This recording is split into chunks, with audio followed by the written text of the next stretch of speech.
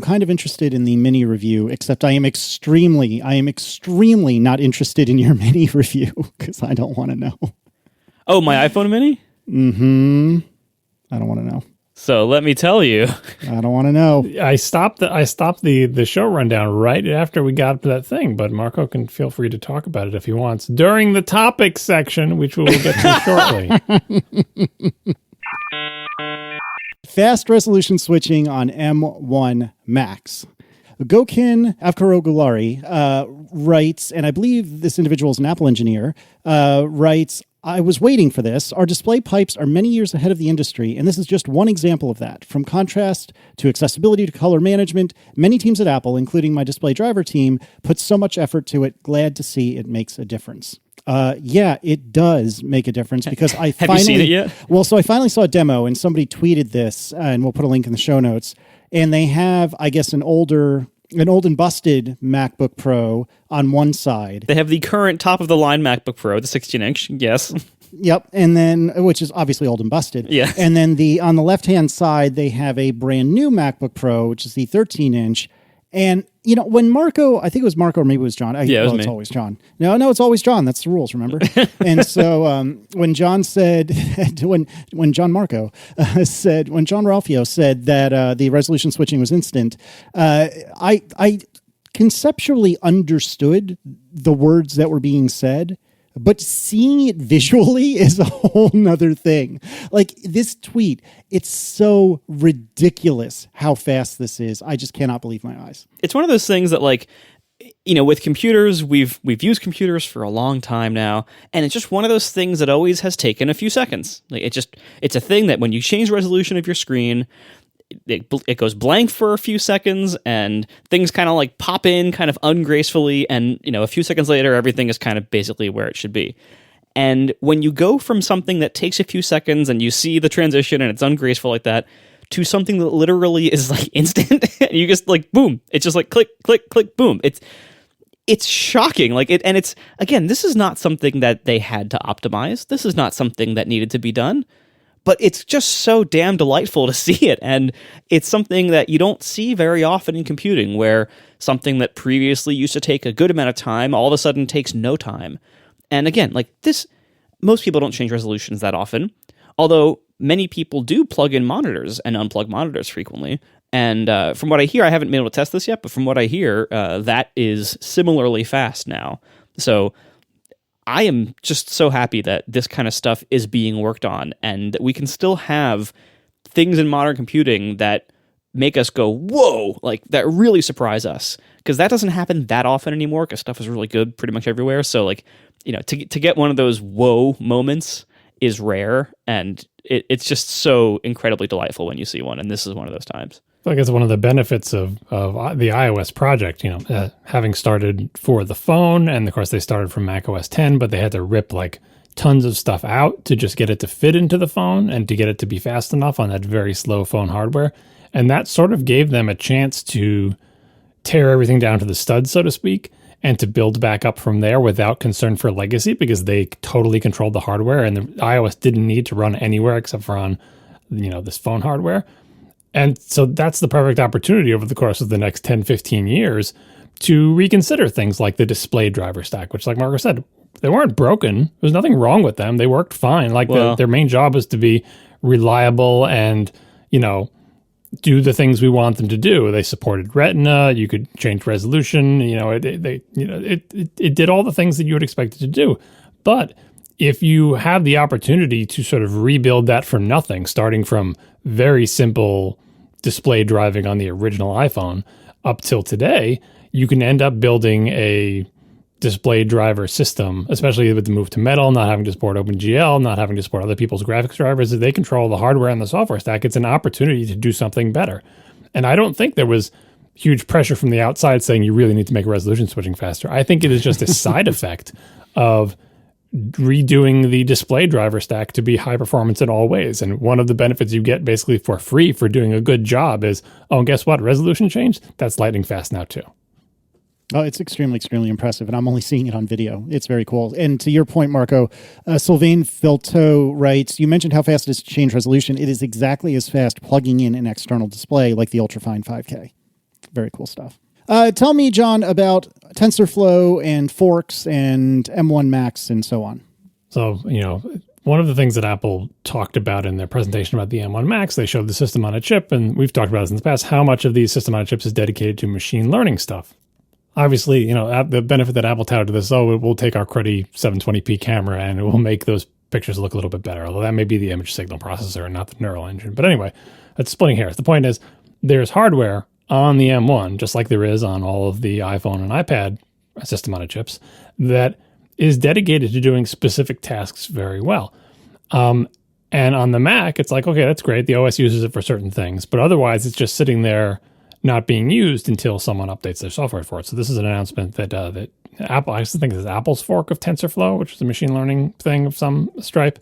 The new version optimized for the M1 base Macs has 7 times faster performance.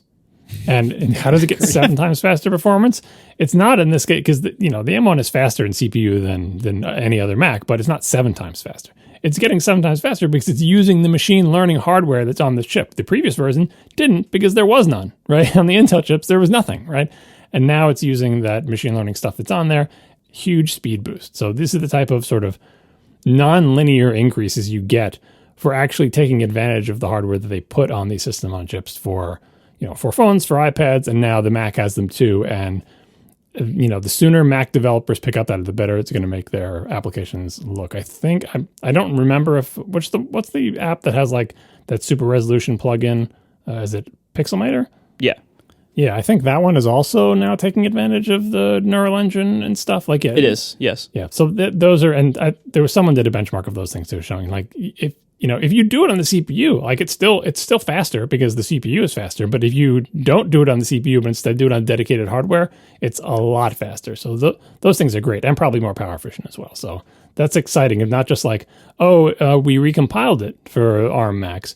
We didn't just recompile it. We wrote to use whatever new set of APIs targets the new hardware. That makes it way faster.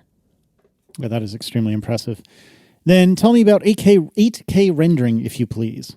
I think I did my own, McGurk effect, Green Needle, iPhone, Fortnite, whatever thing in the last episode.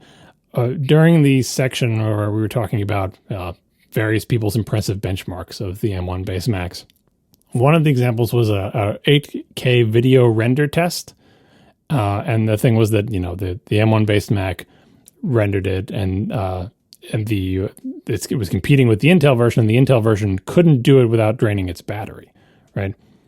And what was written in the notes, and what I could swear I tried to say twice on the podcast, was the percentage that the M1 base Mac depleted its battery. And I listened back to the show and I realized twice I said what sounded like the M1 Mac used 70% of its battery and the Intel Mac drained its battery before completing the task. But what I was trying to say was the M1 Mac depleted 17% of its battery. Two more than 15. The number after 16. So the M1 base Mac not only did it faster, but it depleted it's only 17% of its battery, having 83% remaining. And the non-M1 base Mac, the Intel base Mac, could not complete the task on a single charge. So I just wanted to clarify. That is bananas. My mouth said what sounded like 7-0, but it is not. It was 1-7. That is absolutely bananas.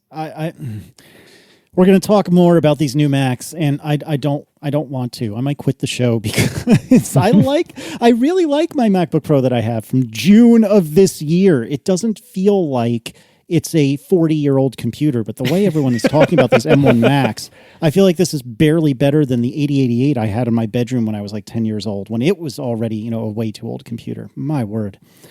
All right, tell me about running iOS apps with just the IPA files, please. Yeah. So we talked about this when Apple made the announcement that like if you have an iPad or if you have an iPhone app, you have a choice of whether you want that iPhone app to be available for people to download on their Macs through the quote unquote Mac App Store, right?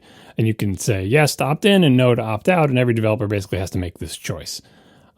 But what if you want to run an iPhone app, but the developer of that iPhone app has decided not to make it available to Mac users? For example, Marco could have decided, Overcast, I'm going to make a Mac version, so I don't want you downloading and using the iOS version.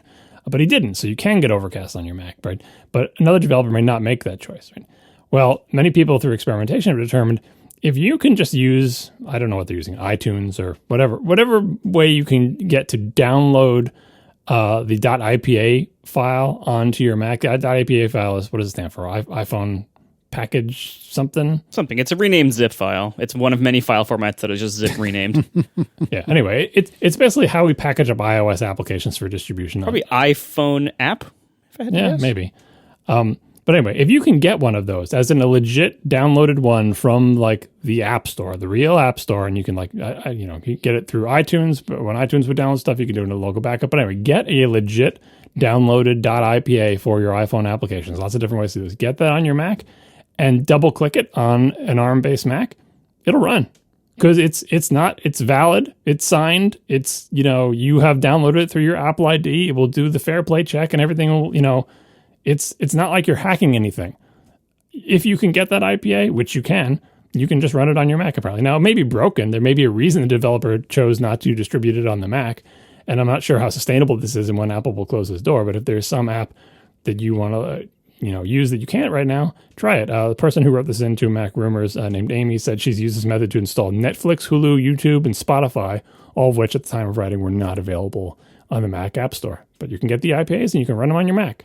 That's very cool. By the way, real-time follow-up, iOS App Store package. So I in iOS, A in App Store, P in package. I don't know if you can dig that A stand for App Store. App Store is two words. Wikipedia says it, so it must be true. It's like the ISO.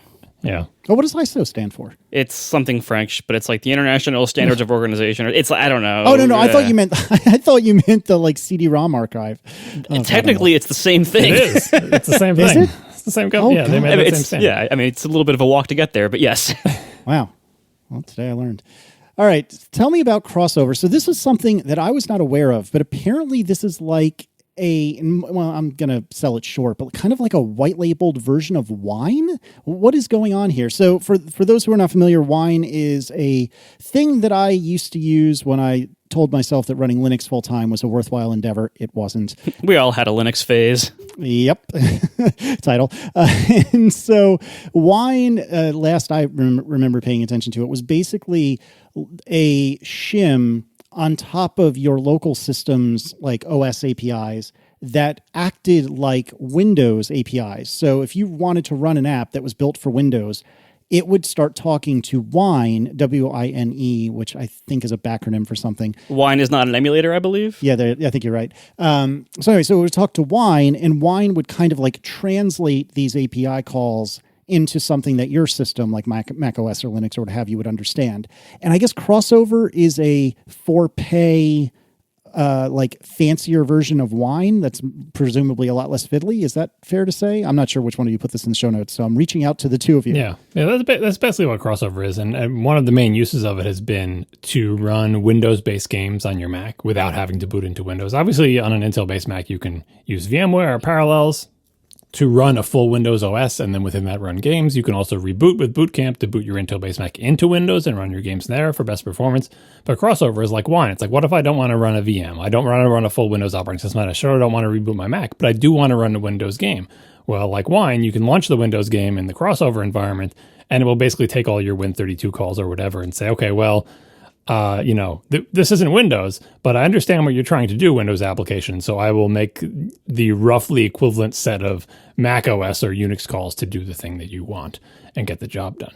So that's what Crossover is, where you're like, well, that doesn't have any relevance on M1-based Macs because M1-based Macs, they're not Intel, right? And this is all about running Windows things, and Windows only runs on Intel, except for the weird ARM version that Microsoft won't license to anybody yet. But anyway, what if I want to run Windows games on my M1 Mac? You might think you're just SOL because you can't run Parallels. You can't run Windows in Parallels or VMware, and you can't reboot your ARM-based Mac into Windows yet. So what are you going to do? Oh, and by the way, as we know, like Big Sur is 64-bit only, and there has never been a 32-bit processor in a Mac in ages, right? So how are you going to run, and most Windows games are still 32-bit, how are you going to run a 32-bit Windows game? Well, apparently, through the magic of Crossover, you're able to take a 32-bit Windows game written for Intel processors and run it on a 64-bit ARM Mac. That is bananas. Through the magic of translation. So here's Jeremy White from Crossover. I think he's one of his. Yeah, he works at the company that makes his Code Weavers. There's so much emulation going on under the covers. Imagine a 32-bit Windows Intel binary running on a 32 to 62 bridge in wine/crossover on top of macOS on ARM CPU that is emulating x86, and it works. This is just so cool.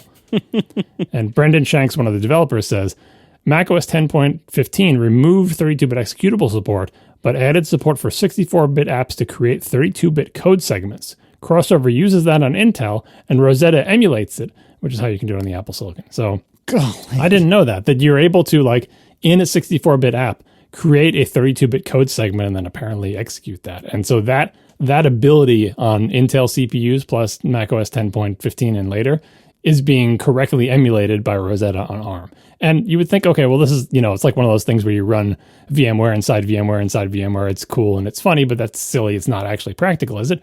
They show playing actual games. Like, you get acceptable gaming performance on certain varieties of games. It's not it's not as slow as you would think it would be. It is actually viable for playing some type of games, which is amazing. We are sponsored this week by HelloFresh. HelloFresh offers convenient, easy, and stress-free meal kit delivery service.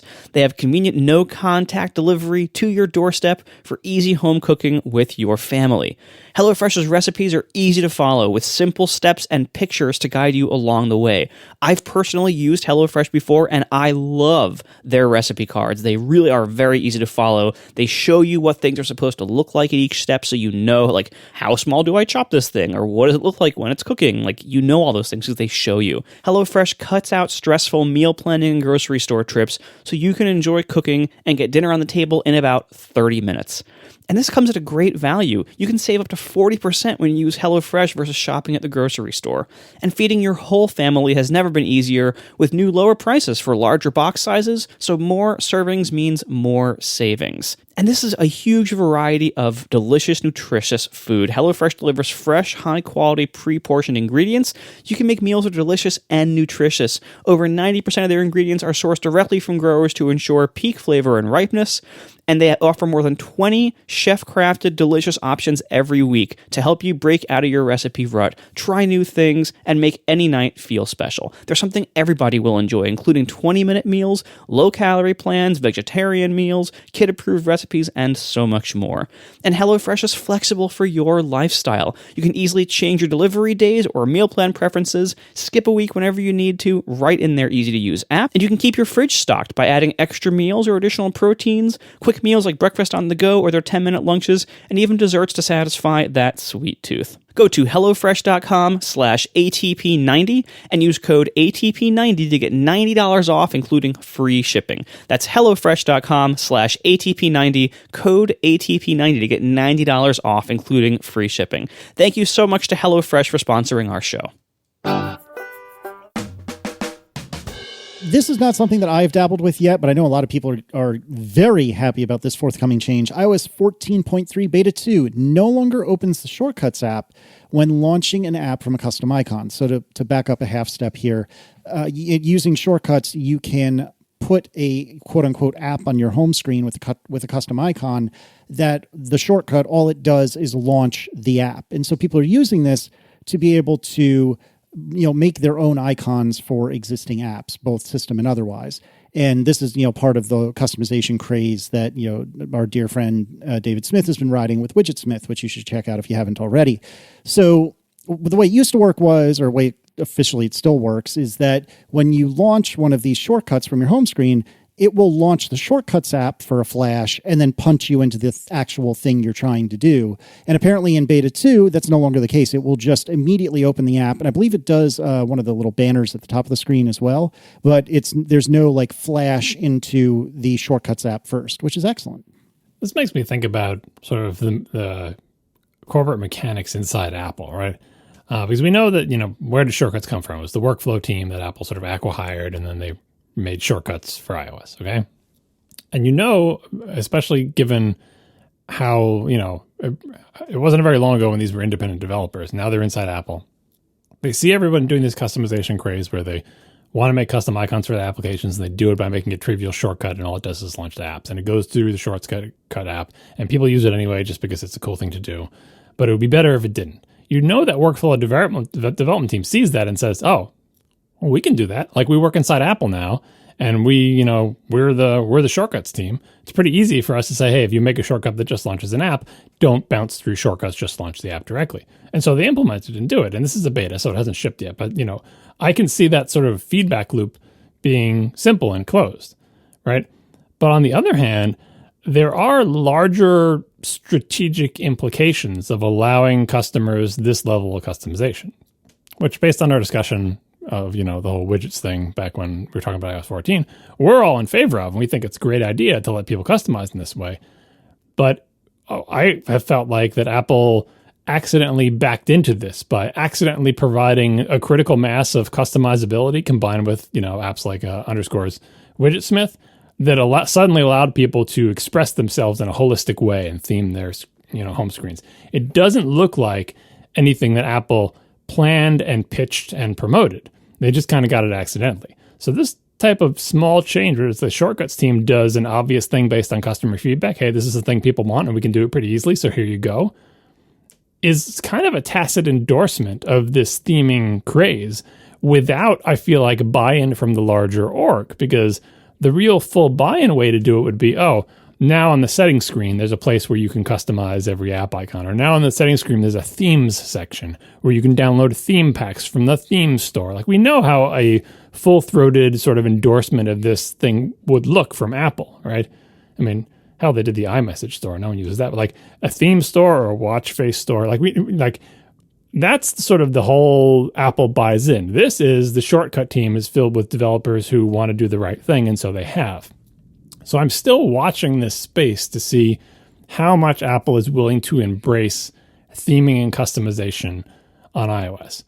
Because I can tell you on the Mac, aside from freer accent colors, Apple has not fully endorsed theming and has mostly accidentally shut down every application on macOS 10 anyway that has allowed some kind of theming, from Candy Bar to Shapeshifter to all that other good stuff.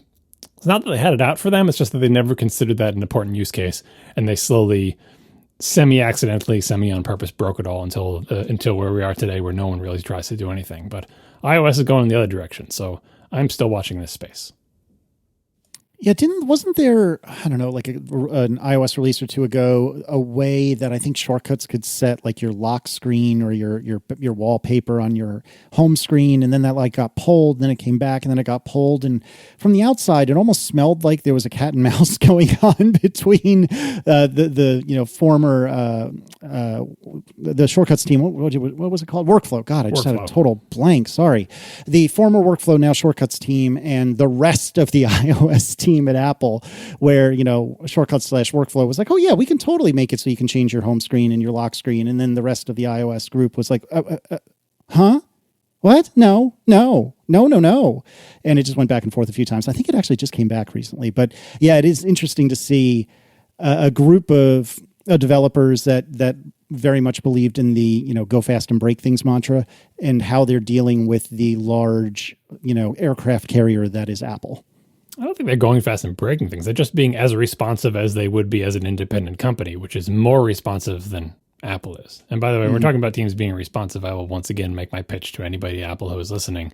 There is a level of customization that iOS has allowed basically from day one, which is the ability to rearrange icons in your home screen. That interface continues to be a thorn in the world's side. Please, somebody, because third-party developers can't do this. If you let third-party developers do it, it would be solved already, but you haven't. You're keeping it for yourself. So if you're going to keep it for yourself, please give us a way to rearrange home screens and icons in a way that does not drive us all up a wall and make us tear our hair out, because the current system is really, really bad, and my home screens are a mess, and I want to fix them, and I can't. Please, Apple, do something about this. Yeah, I would like Apple to treat the home screen arrangement as more valuable data than they appear to treat it right now.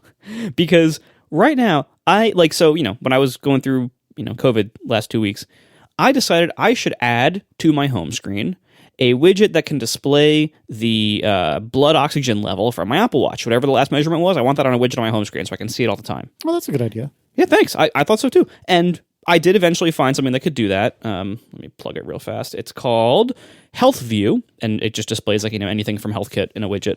And when I first, I don't know anybody, myself included, who has placed a widget on their home screen successfully without totally screwing up a million other icons in the process.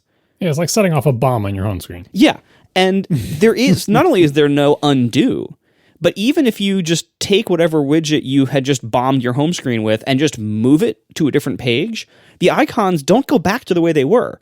They go back to some other like shuffled random order. It's really weird. It's literally like a bomb. It's like if you set off a bomb and then you remove the bomb, the bricks don't go back to where they are. They stay scattered to the four winds. Yeah, and like they just collapse back inward in random orders. Like it's very strange. Like I had to look back at a screenshot that I had taken of my home screen a few days earlier for other reasons. Like I had to look for that to know how did I have these icons arranged again? That's the main reason I take screenshots of my home screen, by the way. Like sometimes people say, "Oh, show us your old home screen." The only reason I have those is because I always take one, if I'm smart, before I start trying to rearrange, because I know it's going to be chaos. Yeah, and it seems like maybe whoever works on Springboard at Apple, just by the nature of working on Springboard, maybe they have such constant like disturbances in their icon arrangements as part of that job that they just don't realize how incredibly disruptive it is when it happens to most people. Because like I'll keep the same icon arrangement for a lot of stuff like on my main home screen. I'll keep it for years, and when that gets disrupted, it like you can't find things where they are because you're so used to the spatial memory of where things were, and so like it's such a incredibly disruptive thing to have that be messed up in a big way. And I don't know how you can possibly install a widget on any home screen and not do that. I do hope that Apple realizes how bad this is sometime and actually improves that. To be clear, the app library stuff and being able to hide home screens, those are all good features. We're not saying get rid of those. You have to have those too. And also, for the home screens that you want to actually have, you have to be able to arrange things in a sane way. I've been trying new techniques because I've been trying to work on my later home screens because, like I said, my home screens are a mess. And no technique I can find can get me sanity. Like I think the behavior has changed slightly recently because what I've been doing, my main technique that I've used is the grab and hold and then flick with the other finger to scroll. So it's like a two-handed technique rather than pushing to the screen edge, which is, it's madness. You'll never be successful that way, right? So you just grab one or more icons and then you swipe with the other finger quickly. The problem is no matter how fast you swipe, momentarily iOS thinks you're on one of the other home screens. And when you're on there momentarily, it tends to eject other icons like subatomic particles in a particle collider. It ejects them outwards, right? And you're like, but I'm just passing through. I'm on my way to page 5, right? I didn't want to disturb anything on page 3, but I have. And the new thing that I think in the last two iOS versions or whatever is, I'll get to page 5. I'll find the place for it that I've, it's like preparing the way with my fridge again. I will have prepared a spot for it. I'll get to page 5. I'll land the icons if I'm lucky. Sometimes I'm unlucky and they just go somewhere and I have no idea where. But then I'll go back and I'll swipe backwards and I'll see that icons were ejected and somehow spawned a new page just for the ejected icons between what was page 3 and page 4. And now there'll be a page with 1 or 2 icons on it. I'm like, where did you come from? And I'll look to either side, and sometimes either side is filled with icons. I'm like, how is that possible? Where did these come from? And how did you make a new page for yourself? I was just passing through, and I thought I successfully landed those 2 icons on page 5, but now I have an extra page with 2 icons on it. It's the worst. It's getting worse. Like before it used to be, oh, well, I keep going from one edge to the other, and it squirms out of the way, and yada yada. But at least it was somewhat sensible. Like there was just a big linear list, like a big snake, and you just push things. But now they spawn their own pages. We need an interface to do this that is not, that A, is undoable / like sort of rearrange and then commit, right? And then B, provides a richer interface than our fingers on the phone screen. If we could do it on a Mac, if we could do it on an iPad, or if we could do it on a phone in miniaturized size in a sort of trial mode where you're just in this app that lets you rearrange home screens, and only when you get it all the way you want it do you say commit, or you just bail and say, well, never mind, or you leave it in progress or whatever. But like I said, if there was an API for doing this, which I'm not really asking for, this is a tall order for an API. All I'm saying, if there was a third-party API for home screen management, this problem would be solved 100 ways because it's, third parties would make money doing it because there's a need and people want to do it. And Widget Smith is proof that there's an appetite for this type of thing, but there's no third-party API. Fine, it makes sense. It should be a first-party thing. Apple, just do a better job at it. That's all we're asking for.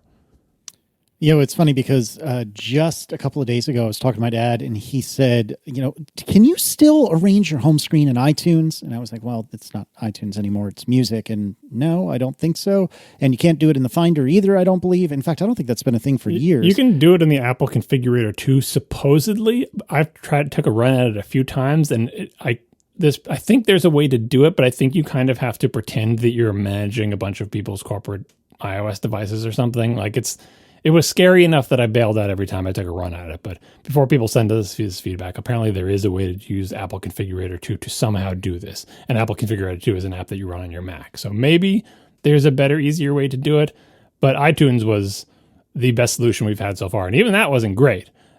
Because you would think that, you've got a Mac screen and this huge iTunes window. Surely you can make this easy with a mouse cursor or whatever. It was still weird and hard. It wasn't a good interface. If this was a third-party API, many people would make third-party apps and the good ones would float to the top. Instead, we just got the one implementation of iTunes, which was better than nothing. Like, that's why your dad was asking for it, because it was better than just trying to do it with your finger, but it still wasn't good.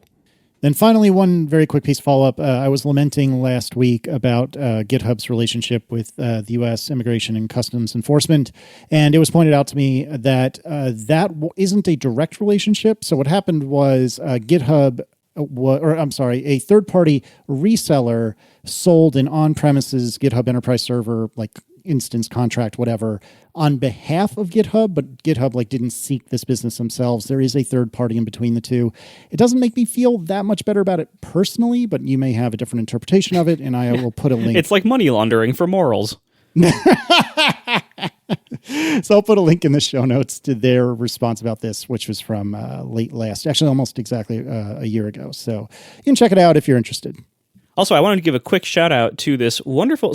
earlier this evening, I had discovered throughout all of my new device setups that for the first time ever, I had a sync problem with my contacts database.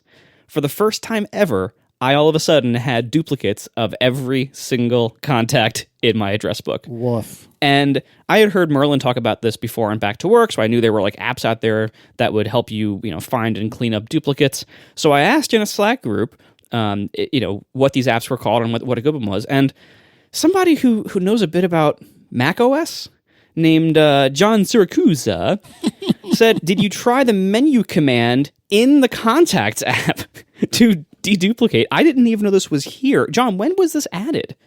It's been there for a long time. I asked that timidly because a lot of people have contact problems. And sometimes that dedupe command doesn't do the job. And the reason they're asking is, hey, I tried the built-in dedupe command and it couldn't do what I wanted. So now give me the third party Power App or whatever. And I was hoping that maybe you didn't even know that was in there. But yeah, it's been in there for a while. I've used it a lot. It's pretty good. If you have a straight up duplication, it will handle it. If instead you've done like I've done several times where you import a bunch of V cards that are from an old backup or something, and it really takes a little bit of doing, it's a good first step. I think it's been in there for many, many years, but I couldn't pin it down to a particular release.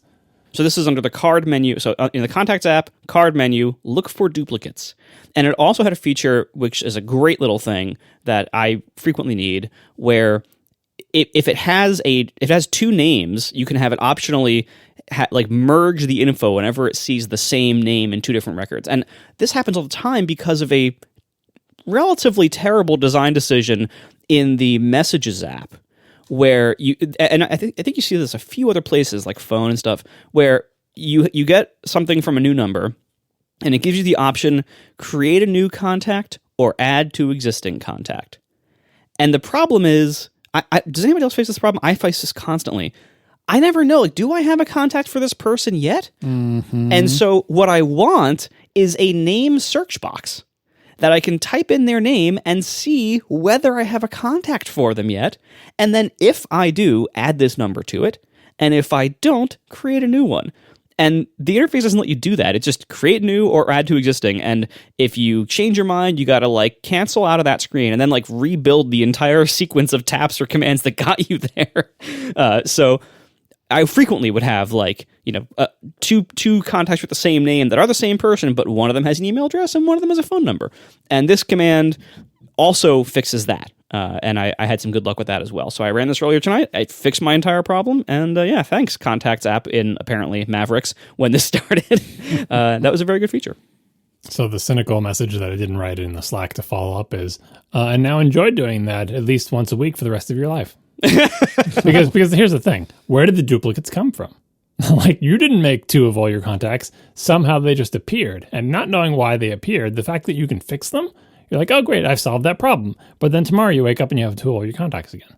And then you do find duplicates and fixes it. And then next week you see you have 2 of all your contacts. And so it's like, I hope that doesn't happen to you. But that is one of the sort of, when sync goes wrong and you don't know why, it's great to be able to fix it in an automated way, but it still sort of shakes the foundation of your confidence in the in the system. Like, how did this happen, and will it happen again?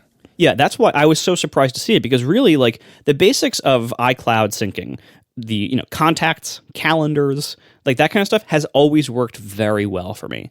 And I've heard of other people having issues. I'm like a contact syncing unicorn. Never had any problems. And the amount of devices that I set up and delete and go through is higher than average. And I've carried this same database through a much longer time span than probably the average customer. And so to have gone this long without having any sync hiccups at all, I consider that a win. And when this happened, I was like, yeah, of course this is going to happen. Like, if this happens once in, 15 years? Fine. It's like mice or cockroaches. Yeah. You don't just see one of them. Wait, speaking of your database. No, if you see one, it's okay. If you see more than one, you're screwed. No, if you see one, there's 100 you don't see. That's the whole thing. Speaking of database, have you made a backup of your contacts database recently / ever? Yes. Right before I did the de-duping, I did the export to the big contact archive thing. That's a thing I would recommend people do anytime they find themselves diving into the Contacts app on their Mac, because they're really going to get some stuff straight. Like, say, before doing your holiday cards, you're like, okay, I'm going in and I'm gonna straighten out my addresses because a bunch of people moved and yada yada. Stop. Before you start getting in there and digging around, make a complete backup of your Contacts database. The Contacts app has a command to do this inside of it.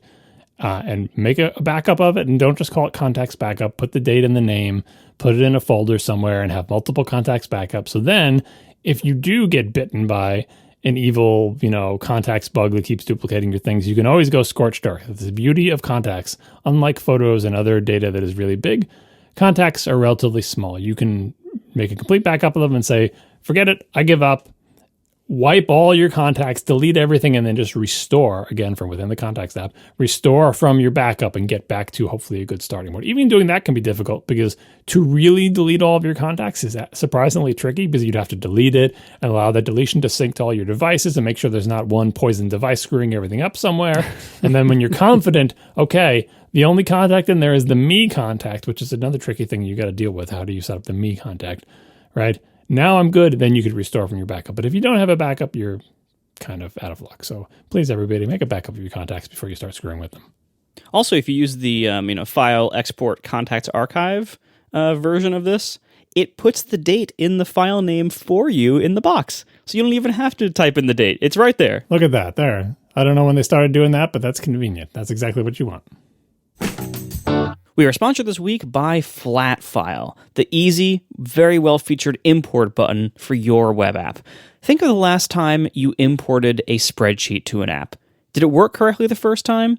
Nearly everybody has dealt with formatting messy CSVs or Excel files so the data can be imported correctly into an app.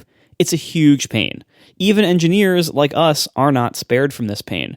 We are typically doomed to build our data parsers from scratch, and usually not even for the first time. I personally can relate to this. I built so many CSV importers, and it isn't just CSV upload. It's things like header mapping and data validation, or even a nice UI component, which really adds to the complexity of this. As exciting as it is to build another custom importer compared to your core product features, our friends at Flatfile have finally made a good solution. Flatfile Portal is the elegant import button, offering an intuitive data import experience for your app. Portal integrates with virtually any application, and in a matter of minutes can intelligently ingest, validate, and transform incoming spreadsheet data so it's clean and ready to use in your backend. If you're interested in testing out Flatfile Portal in a production environment, or even playing with it in a code sandbox, visit get.flatfile.io/ATP. Once again, that's get.flatfile.io/ATP for Flatfile Portal, the elegant import button for your app. Thank you so much to Flatfile for sponsoring our show once again. Okay, so for the last couple of weeks, if you've heard the bootleg, which is our, no holds barred, immediately released, not that great sound quality, no ads, but you get to hear all the garbage version of the show. I'm selling it super well. Really selling it. Yeah, you can join us in listening to the bootleg or a ad-free but nicely edited version of the show by going to atp.fm/join. And for those of you who have already joined, thank you. You've heard me trying desperately to bring up a topic for like 2 or 3 weeks running that _my name is T said in the chat a couple of weeks ago. And they said, after show request for the week after next, which again is like 2 or 3 weeks ago now, two Wednesdays from the time this was written, is the 10th anniversary of the first Build and Analyze episode. It'd be great to hear some reflections on 10 years of podcasting, how it's changed, what surprised you, etc. I am so desperate to hear this, not because I really have anything to contribute, but because I really want to hear what you guys have to say about this as the elder statesman of the three of us. What has podcasting been like for you for 10 years? And since we started with Build and Analyze in this question, let's start with Marco. Well, first of all, you do have a lot to contribute to this because this show is, 7 years old? Oh, that's a good point. I feel like it's almost not that 8. old, but you're exactly right. It's like 7.5 years old. So, yeah, you're right. It really...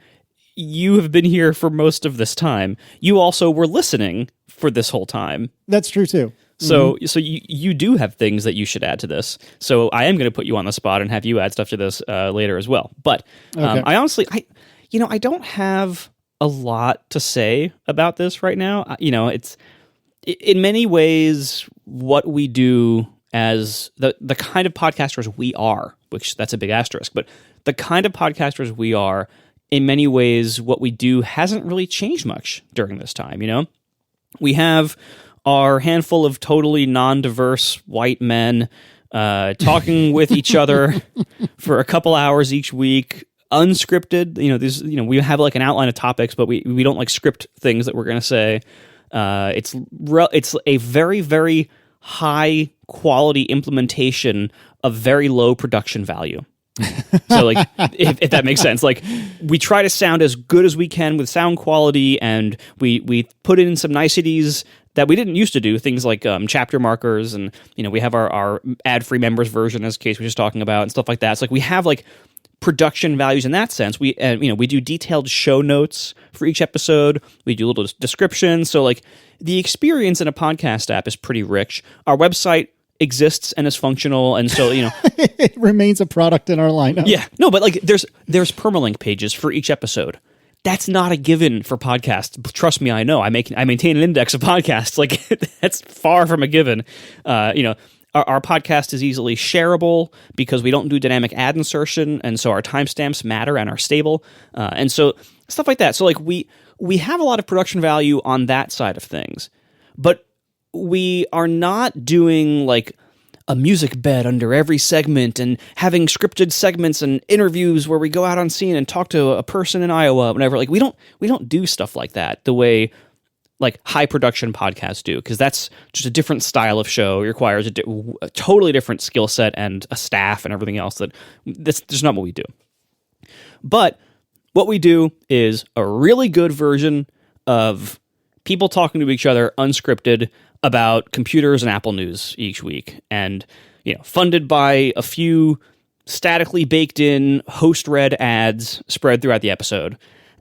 And that basic format, we've been doing that for pretty much 10 years. We've refined the format over time, but that basic thing we've been doing for pretty much the whole time, and that existed before us, and there's no sign of that stopping anytime soon in the future either. But that's just what we do in our little corner of podcasting. What has mostly changed in the last 10 years is that while this version of podcasting has definitely grown, the rest of the podcasting world became way bigger and went in some pretty different directions. So our version of podcasting became a much smaller proportion of the podcasting world as a whole. And some of this is great. Some of this, I mentioned our diversity issues earlier. As podcasting has gotten bigger, diversity has dramatically improved. And thank God, it needed to. It still needs to. We're still nowhere near like being a representative sample of the world's population. Not even close. But it is way better than it used to be, and we're making progress in that area. So that's good. There are other areas of where podcasting has gone that might not be so great for us. Things like as the big money platforms move in and start locking stuff down and making all these like exclusivity deals that take people out of podcasting and lock their stuff into a certain app or something.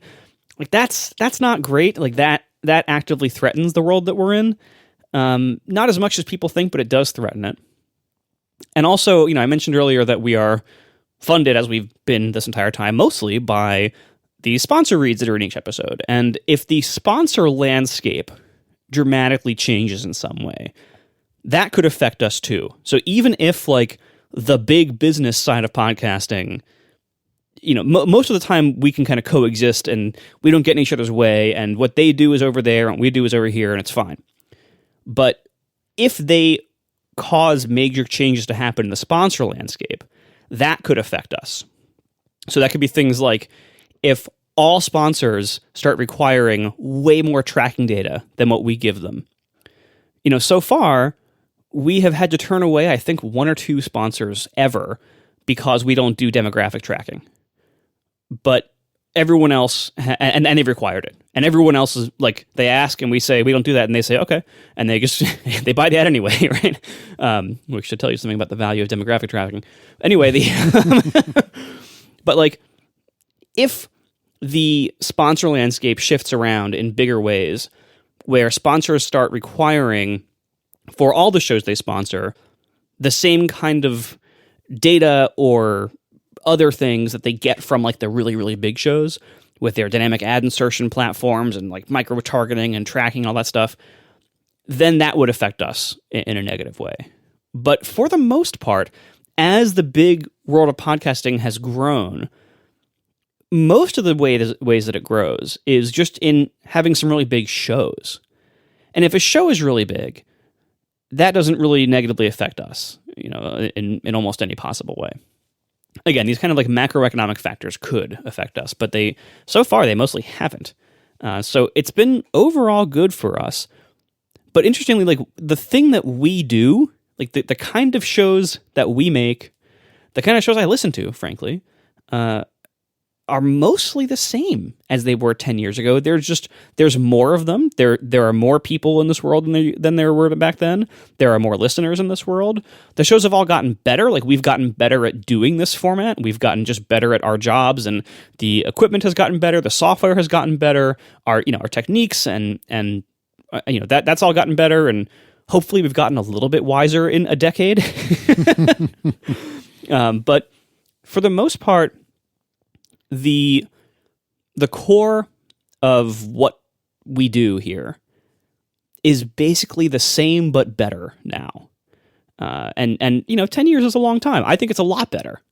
But overall, we're still, hanging out, talking with our friends once a week for a couple hours about technology and Apple stuff. And I love that. And I'm in no rush to change or stop that because I still can't believe that like we get paid to do this. Like that's incredible to me. It's still incredible to me. I've said this before, so I won't go too far into it. But like, I'm not even a good speaker. I've never been a good speaker.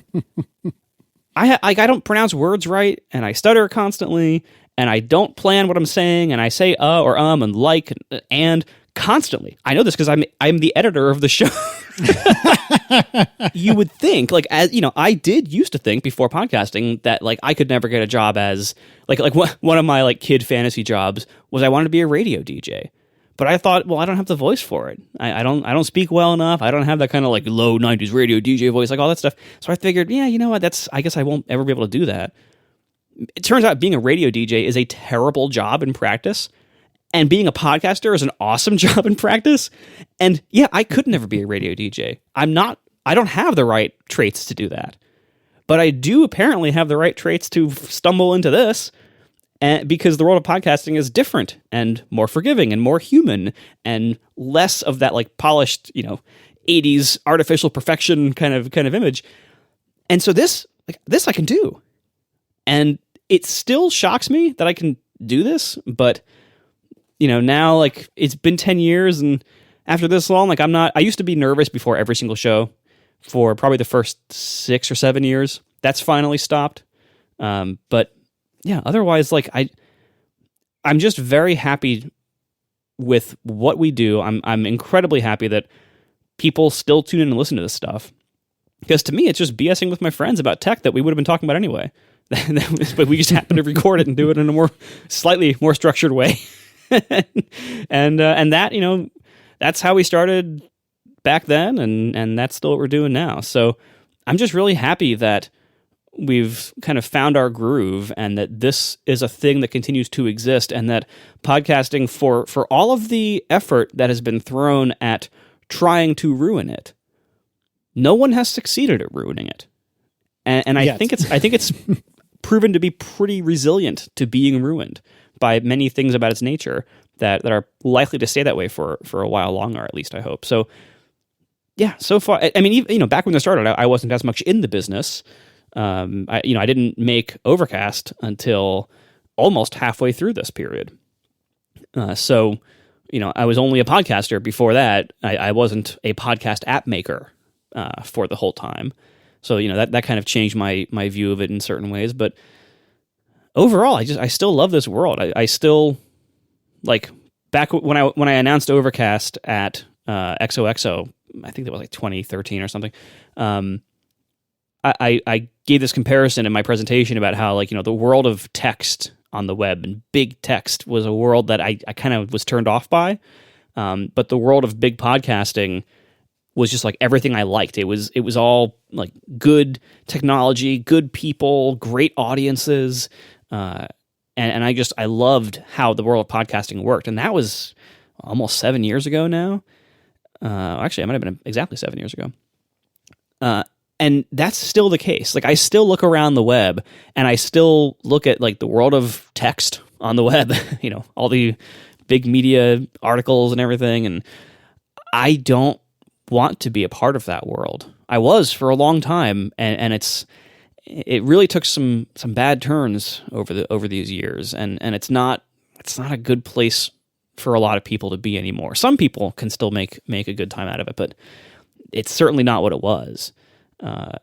Podcasting seems to just still be getting better. And, as all this big money has moved in, it's certainly, there have been a little bit of kind of uneasy times here and there where we're not like, we see some massive amount of money being spent to try to ruin it. And it's, it's hard not to feel a little bit scared when that happens. But so far, like those attempts mostly just bounce off of us, or they are a bunch of the big shows and the big ad networks and the big hosting platforms that host the big shows with the big ad networks, all like buying each other and doing things that affect each other, but that don't affect us over here. So as long as that dynamic continues to be the case, I'm very optimistic, and I love the world of podcasts, and I'm very happy to be in it all this time, and I'd like to stay here. Concur. I really want to hear what John has to say, but just briefly, I was looking as we record, I get a pretty solid first draft of the show notes together, and Marco will, edit things here and there, and John will add things here and there and edit things occasionally. But I was looking at to get the link for your XOXO video that you just mentioned. And, I found it pretty quickly, and I'm looking at this, and it says, Marco Arment, the magazine /Instapaper. Oh boy. When he asked New York writer and programmer Marco Arment to speak at XOXO, he was still developing Instapaper the magazine, and Tumblr was an independent startup. Since then, he sold the magazine to Glenn Fleischman, Instapaper to BetaWorks, and Tumblr sold to Yahoo in a $1 billion deal. One of the best parts of independence is choosing what you work on, and Marco's clearing his plate for something brand new. It's funny to me that I'll read this, and the magazine was like 30 years ago, but ATP started last year. Like, that's the way I feel about it. You know what I mean? Like, the magazine was so long ago to me. It was forever ago. And yes, conceptually, intellectually, I understand that ATP was we started almost 8 years ago now. but it doesn't feel like it's been almost 8 years, which hopefully is a testament to the two of you and our awesome listeners. But nevertheless, it's so funny how one thing can feel forever ago and another feels like it was just yesterday. But anyway, John, what are your thoughts on this as the other elder statesman? Like I need to plan more surprise segments on the show to make Marco feel nervous before we record again. I want to get back that nervous energy. Why you shouldn't be coming into the show complacent? You don't know what's going to happen. Anything can happen. You got to stop pre-flighting before we record. For Marco to get nervous again. Great. I think Marco covered most of the industry stuff pretty well, and I think I got most of the navel gazing / back patting out in the episode 400 spectacular. So the only thing I'll add here is some personal reflections on 10 years of podcasting. Did I start Hypercritical, or maybe I started on The Incomparable before Hypercritical? I don't remember. Like, this is where you keep good records of things because no one else cares about these things. Someone says, "When did you start podcasting?" Honestly, I don't know. Like, I can look it up, and I can determine that I think I was on The Incomparable before the first episode of Hypercritical, but I might have been on another ad hoc podcast episode with Dan Benjamin before that. You were probably on his interview show. Yeah. What was that called? I forgot. Yeah, I don't know. We're all too old. But anyway, all I'm saying is I think I started podcasting around the same time as Marco. So here, so I've been podcasting for a similar amount of time. And the reason I'm reflecting on this, I think about how did I get into podcasting? Because I had been, I've been a programmer since I left school. Since even before I left school, that's been my profession. I still do it professionally. And I had been, in the sort of Mac web world from the Usenet groups to eventual websites and web forums. And eventually I started writing for Ars Technica and did all the Mac OS X reviews. So I was in the tech world as well. So I was a programmer, I did tech writing, but podcasting is another thing I can't really remember. The first podcast I remember listening to, though, the first one that had made an impression on me was Mur Lafferty's podcast called I Should Be Writing. As the tagline of the show went back when I started listening to it, it was a podcast for wannabe fiction writers by a wannabe fiction writer. At the time, Mur Lafferty wanted to be a fiction writer, and she was trying. And she made a podcast where it was literally just her and a microphone. And that was it. No music beds, no intro music, no theme song, just Mur Lafferty and a microphone. And she would talk about the struggles of being a writer, different things about being a writer, how to plan your stories, what to work on in your writing, the value of writers' workshops, how to try to get an agent. And, she wasn't coming as an expert because she was a wannabe fiction writer. She was working through these things in real time and podcasting about them. Eventually, the show tagline had to change because she became a published author. She kept doing the podcast, so on and so forth. But anyway, I would listen to her in the car as an alternative to listening to NPR or whatever I was listening to on my radio because, I had music. I think I had music on my iPod at this point, but my cars didn't have Bluetooth, and so it was kind of hard to hook up. So I would listen to NPR, and when I didn't want to listen to that, say during Pledge Week or whatever, Pledge Month, Pledge Decade, I would listen to I Should Be Writing. I didn't want to be a fiction writer particularly. I enjoyed writing and I enjoyed hearing people talk about it, but I just loved listening to her talk about. She's got a great voice for podcasts. It's very calming. It's very soothing. She was, very sort of thoughtful and, spoke about writing with a lot of feeling, but with, a lot of good insights and what sounded to me like good advice for all I knew about fiction writing. And so that was one aspect of it. And the second one was at this time I was going into the office like we all used to and working as a programmer. And we had this was one of the smaller companies I was at. There was maybe 100 or 200 people by the end and started off significantly smaller. And we had a lunchroom and we'd all sit at the lunch table and eat whatever we packed as our lunch and just hang out and talk about things. And inevitably we'd end up talking about, I'd talk with my friends about tech stuff, but we'd talk about anything. It was a lot like a lunchroom at school where maybe if you sat with your nerdy friends, you got to talk about D&D or cars or baseball or whatever it was you were nerdy about. But if you were at a more sort of, general audience table, like on a field trip or something, you just talk about whatever anyone wanted to talk about. And we'd have great conversations at this table about stuff like this. And as you can imagine, me being a big blabbermouth from hearing me on all these podcasts, sometimes I'd go off on a big rant about something, and it doesn't take much. It can be Really? about refrigerators or computers or pizza or bagels or whatever it would be.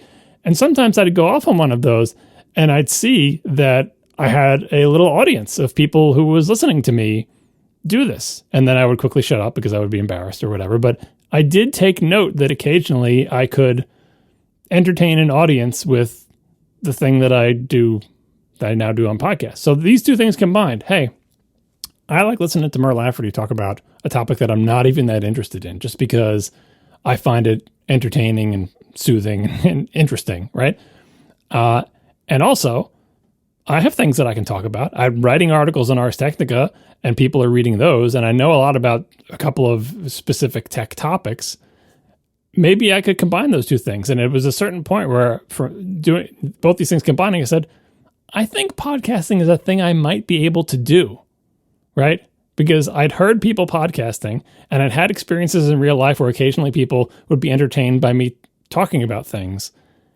And so that sort of culminated in, however it happened, that it probably, knowing me, what probably happened is Dan Benjamin probably reached out to me and said, hey, do you want to be on a podcast? Because like so many things in my life, I need to be dragged kicking and screaming into things that are, good for me, right? So I've always been very bad about sort of putting myself forward. Hell, it happened in Ars Technica. I don't think I've told the story a million times or not, but like I was active in the Ars Technica forums, and Ken Fisher, who founded Ars Technica, reached out to me and said, hey, would you like to write something for Ars Technica? I didn't go banging on his door and say, I want to write articles for Ars Technica. Almost everything that's good that happened to me in my life has happened because someone else has dragged me into it, which is why, anyway, that's just the way I am. I'm assuming that's what happened with podcasting as well. But at that point, I was primed to jump on that because I had already been thinking about the idea that I think podcasting could be a thing that I could do. And sure enough, 10 years later, it seems like it is a thing that I can do. And I'm glad I did, even if I had to be dragged into it kicking and screaming. Not really kicking and screaming, but I had to be like a vampire. I had to be invited in. Let's just put it that way. And now I'm here and you can't get rid of me. It's funny how different and yet similar all three of our paths into this were. For me, I had been aware of podcasting, but I don't think I'd ever listened to a podcast until this friend of mine from when I was a child, literally a child, who I think I had started to talk to again around this time. But this guy, his name was Marco Arment, and he started this podcast called Build and Analyze. And I thought, well, I knew Marco, and I'm getting to know him at this point again. I forget where this was in our grand reintroduction to each other, but I believe I was instant messaging my friend Blista. How can we forget? A name, yeah. But one way or another, this was around the time that Marco and I, because we were as close as two kids who saw each other once a year could be, when we were like 10. And then, and not in an angry way, we just fell out of contact for a long time. And then around this time, we started to talk again. I don't remember if we were talking already and then Build and Analyze started, or if, Build and Analyze was what spurred me into reaching out, or whatever the case may be. Maybe it was Marco that reached out. I don't know. But the point is, we were getting to know each other again. And this guy, Marco Arment, who I know, he's a friend, he's doing a podcast. I should check that out. And he does the same sort of work that I do for a living, in a different environment. I was all on the Windows stuff at the time, but, it's still writing code. So I should check that out. And, as so many people have said to us, once you start listening to Build and Analyze, Marco's constantly name dropping Hypercritical. And then once you start listening to Hypercritical, you get constant name drops of the talk show. And so it does not take long before every waking minute of your day is spent listening to other people talk. And then, I would listen to the show, to Build and Analyze. I would listen live, and I would be one of the jackals in the chat room. And I remember, even though Marco and I are friends and were at the time, every great once in a while he would mention my name, or even more impressively, because I didn't know him, John would mention my name, and my freaking heart would beat out of my chest because, like, oh my god, they know I exist. Like, of course Marco knows I exist. Like, we're friends, but nevertheless, when you hear it in the context of the show, it's like, oh my god, what's happening? And so that was circa 2010, 2011, something like that. And then I guess it was the end of 2012 or thereabouts when I started needling Marco about doing a car show with me. And I've told the story several times before, probably on this very program. But, Marco had the genuinely brilliant idea of saying, well, I stopped Build and Analyze, and, John Syracuse just stopped hypercritical, and he likes car stuff.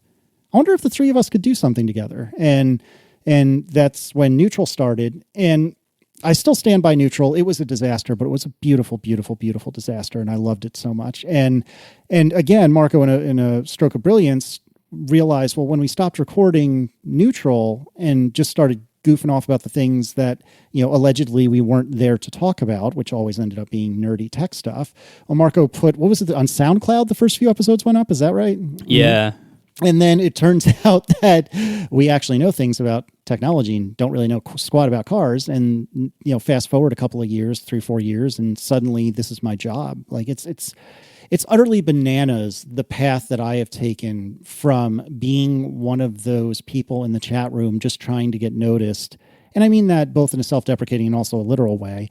But now, I'm hosting what I like to think of, at least for our, little pond, a relatively popular and important program. And it's amazing to me that this is how I can put food on the table and how I can feed my family and how I can spend my time. And the three of us are indescribably lucky that any of you are listening, much less any of you who have spent money on either an advertiser or membership or what have you. It's wild. And it's scary to see these changes. It's scary for me because I have very chicken little tendencies. It's scary for me to see all of this big money coming into big time podcasting. And while I do think a rising tide raises all boats, and having Serial take off in such a big way, God, I've been poisoned. I almost said so bigly. Oh God, is it over yet? Oh God. I know, it's so bad. Having Serial take off in such a big way is helpful to all of us, right? Because if you're around the proverbial water cooler and everyone is saying you have to listen to Serial, this podcast, it's amazing. Well, just like I said, Serial isn't about to name check the Accidental Tech Podcast, but if you find this thing that you enjoy, and if you happen to enjoy Apple stuff, I like to think that, ATP is one of a handful of shows that'll bubble to the top of the list of things you should check out. And so it may be that probably more listeners than we would expect came to us in an indirect way from Serial. And it scares me to see what's going on with Spotify. It scares me to see these exclusives. It scares me to see this seemingly inevitable march toward the Facebookification, Googleification, if you will, of big data advertising and tracking and so on. And obviously we have zero intention of ever doing that. And that's part of the reason why membership is a thing. But it scares me to think about that. And I hope that it remains exactly as Marco describes, where they're over there, we're over here, never the two shall meet, and everyone is happy. But I don't know. I probably say this more often than I should, to the point that I hope it's not frustrating, but it is important to me that listeners know that as best I can, I recognize, and we recognize, how incredibly lucky we are that you'll spend a couple hours of your week every week with us. And that is an incredible, incredible honor, because one of the most precious things in the entire world, golly, especially as we're learning in 2020, one of the most precious things that we all have is time. And to spend your time with us is such a compliment. And I know all three of us are deeply appreciative. And it's extremely cool. And I know I speak for me, and I'm pretty sure I speak for the other guys, that, if you'll have us, we'll be doing this in another 10 years. So please don't get sick of us, because we'd like to keep doing it. Actually, and one last thing to add, because Casey, you kind of touched on this, like with the serialization of podcasting and all these big hits and the comedians who have all these massive audiences. One major thing that has changed is that I no longer have to explain what podcasting is to people. Like it used, 10 years ago, people would ask me what I do, and I make an app and I do some podcasts. They'd be like, what? And even when I started Overcast, because I started Overcast before Serial. Not by much. It was like a year before or something, but it was still before like that big wave started. And so I've had to explain so many times to so many people, like in the regular world who are not nerds, what podcasts are. And I largely have stopped having to do that in the last few years because they're so big now. Such a large portion of, at least Americans so far, listen to podcasts. It's still, podcasting is still very heavily skewed towards the English-speaking world. Very, very heavily, North America and, the English-speaking countries of Europe and, Australia, Canada, still, it's still very much like an Anglo-centric, what's the word for that? An English-centric thing. But among the people I interact with around here in the English-speaking North American world, podcasting is so ubiquitous. Podcast listening is so ubiquitous that I no longer have to explain what the heck it is to almost every single person I meet, and that's pretty great. And that has only come because of those massive shows that attract those giant audiences that are way, way bigger than ours. So, again, as long as their world doesn't end up crushing our world accidentally, then I'm happy that they can exist and we can exist and everything's good. We are sponsored this week by Purple. Now look, you can throw some bedding on a bunch of different mattresses, and sure, they're all going to look alike. The same goes for pillows. But if you peel away the layers, look at what's inside, you'll see they aren't all created equally. And that's what makes every Purple pillow and mattress unlike anything you've ever slept on. The Purple Grid is the technology that sets the Purple mattress apart from every other mattress. It's a patented comfort technology that instantly adapts to your body's natural shape and sleep style. With over 1,800 open air channels designed to neutralize body heat, Purple provides a cooling effect other mattresses can't replicate. And this cutting-edge technology doesn't stop with the mattresses. Every Purple pillow is also engineered with the Grid for total head and neck support and absolute airflow, so you're always on the cool side of the pillow. I love that. Purple's proprietary technology has been innovating comfort for over 15 years. And you can see this. Look at their reviews. Look around the web. You will see people back this up. People who have tried multiple mattresses, they always rate Purple really highly. I did the research. You can do the research. You'll see the exact same thing. You can try every Purple product risk-free with free shipping and free returns. And Purple has financing available as low as 0% APR for qualified customers. Experience the Purple Grid, and you will sleep like never before. Go to purple.com/ATP10 and use promo code ATP10. For a limited time, you'll get 10% off any order of $200 or more. That's purple.com/ATP10, promo code ATP10 for 10% off any order of $200 or more. Terms apply.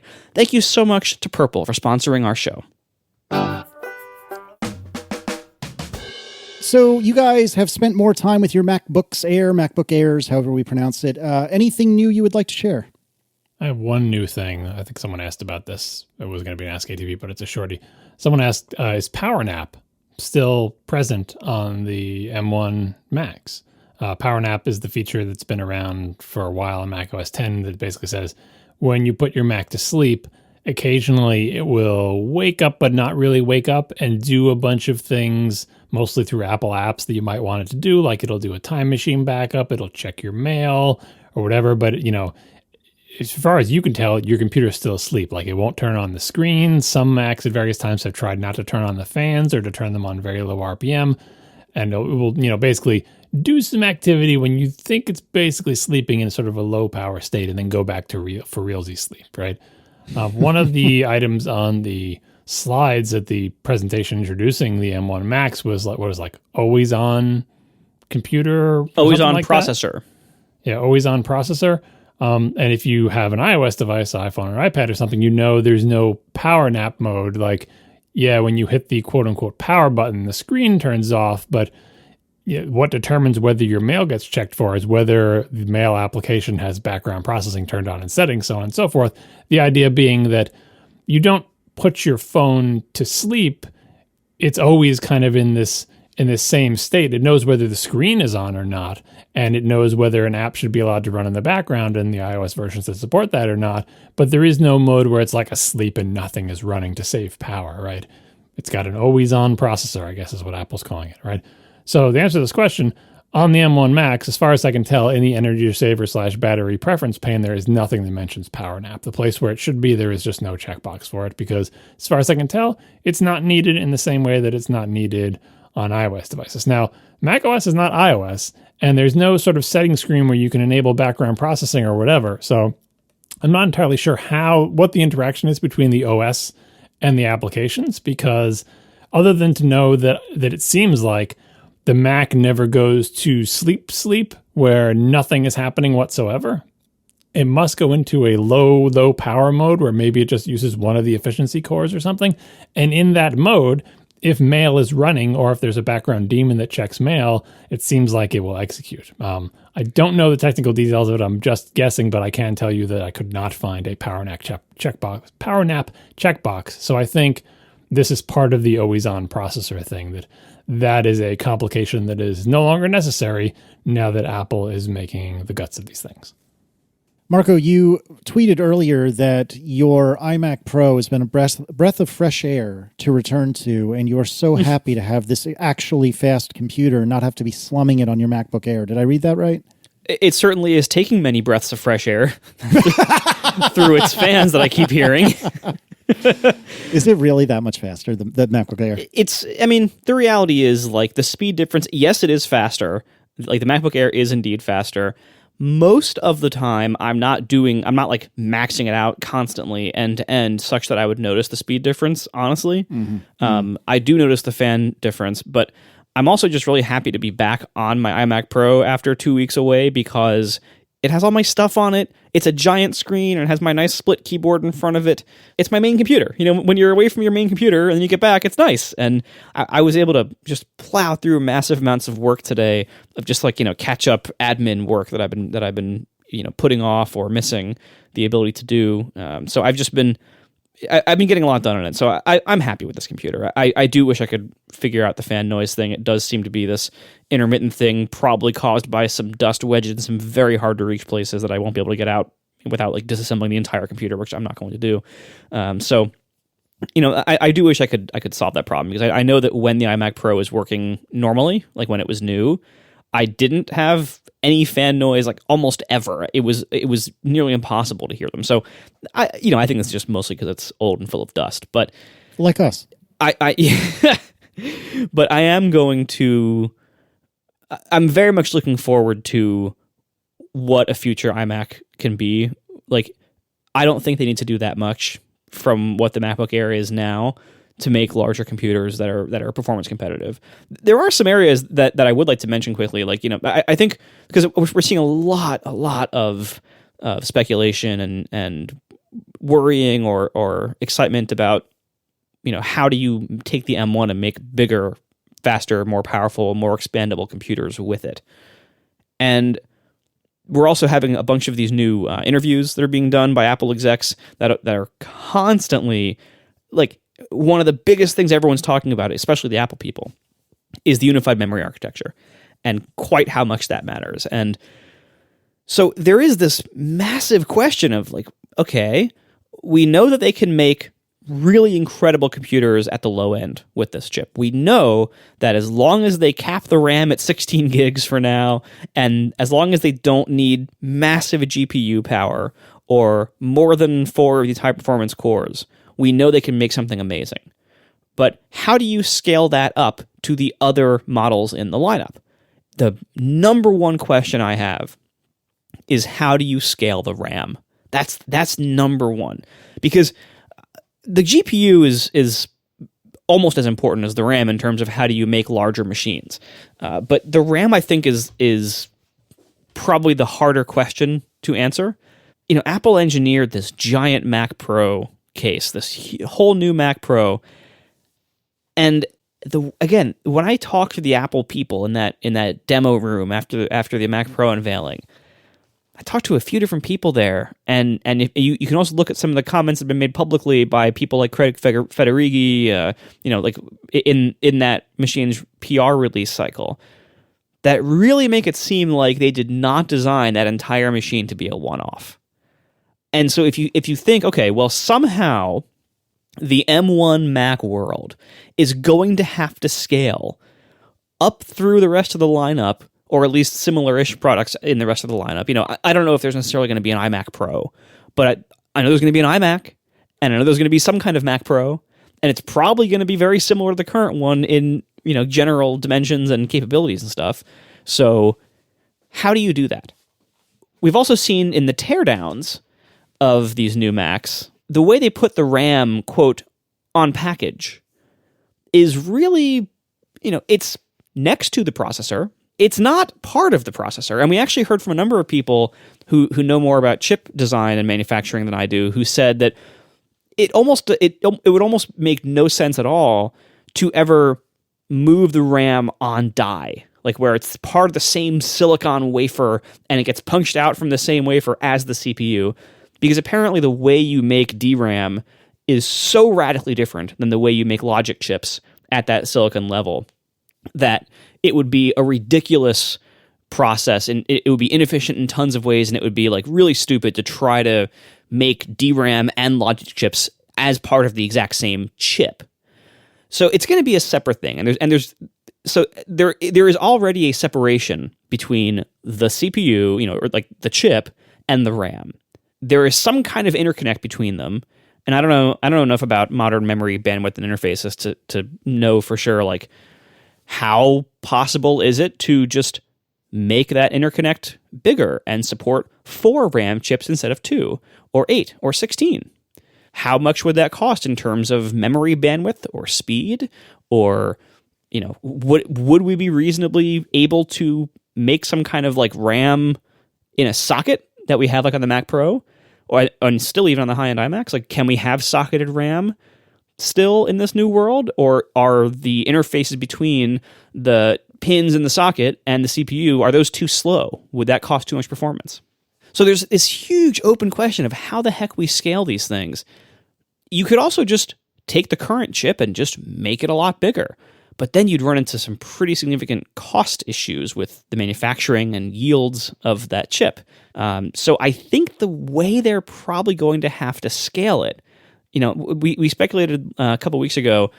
I said I think they're going to definitely move the RAM out to its own area of the board, and possibly also move the GPUs out. And John said definitely not GPUs, I think, right? I don't recall this conversation, but I can tell you what I think now. For the Mac Pro level machines, you're thinking? I'm thinking it's probably for everything above what we have now. I think it's going to be for all of the laptops that might have a discrete GPU in the past. Oh yeah, no. I think yeah. So this is coming back to me. Yeah, no. I think there is no way the GPU is moving out of the system on a chip for even their biggest, meanest laptop. I feel like the 16-inch MacBook Pro, their top of the line laptop, will have a quote unquote integrated GPU. It will just be bigger. And I say that not because I think it's a limitation. I say that because I think they can meet their performance requirements. They can make a really, really good, powerful GPU with it being integrated by just making it bigger and putting fans on it. I look at the size of this chip. Such a massive amount of the area on the chip is GPU area, and another massive amount of it is the high-performance CPU cores. And so if we think, like, how does this chip scale up to the next level of performance for the higher-end machines? Do they add 2 more of the high-end CPU cores maybe, or 4 more even? Do they double the GPU core count so it has double the GPU performance? Like, that is roughly what we'd be talking about in terms of the performance gaps between the model lines that we have had to date. We don't know that's a big assumption.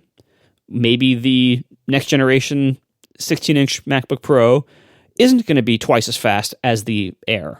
It doesn't have to be technically. Like Apple can design these things however they want, basically, but certainly the customer base has certain expectations, and things have been done a certain way for a long time, and so we kind of expect that you would probably in the large laptop and in the iMac and definitely in the Mac Pro, we expect we're probably going to have much higher core counts for the CPU, 8 core, 12 core, for the high performance cores, I mean.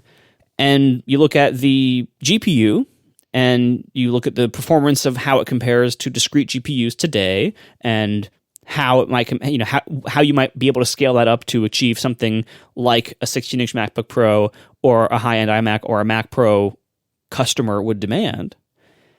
And I don't see how you keep this as one chip. I don't see it scaling, because you would need to make the chips so massive they wouldn't be able to manufacture any of them. Like it would be ridiculous with yields and size and everything. So I think there's got to be a separation of probably both the RAM expanding so it can accommodate way more RAM chips, not necessarily being socketed. I think the idea of having the RAM be just in regular like RAM slots, that you can pop out and put in a stick from Crucial if you want to, I think those days are over.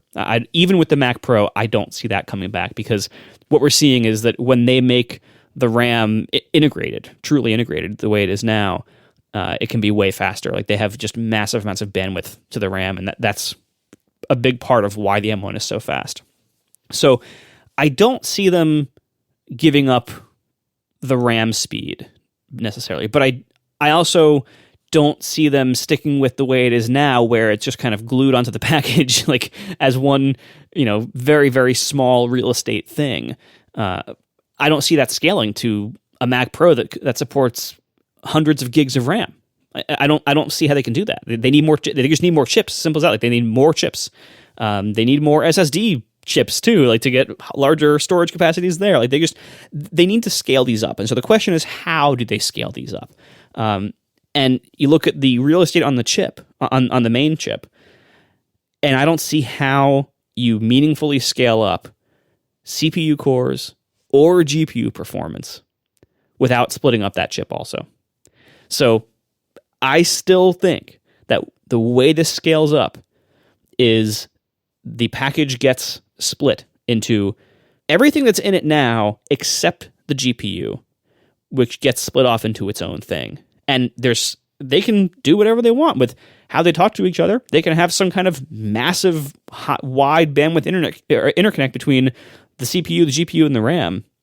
But I don't see, they know way more about chip design than I do, but I don't see how you double the core count and double the GPU size and not have some massive chip that it was very, very hard to manufacture. And I also don't see how you really scale up to achieve their high-end performance needs for their higher-end products without doing that. Like, without having twice the CPU cores and without having at least twice the GPU area. This remains to be seen, like, how they're going to do this. But you look at how the M1 is turning out so far. You look at what they're talking about, what they're really pushing. And the unified memory architecture does not sound like it's going to be optional in the future. It sounds like they're all going to have that. So somehow they're going to keep a unified memory architecture, but they're going to have to be able to support way more RAM than they have now, more CPU cores and more GPU cores.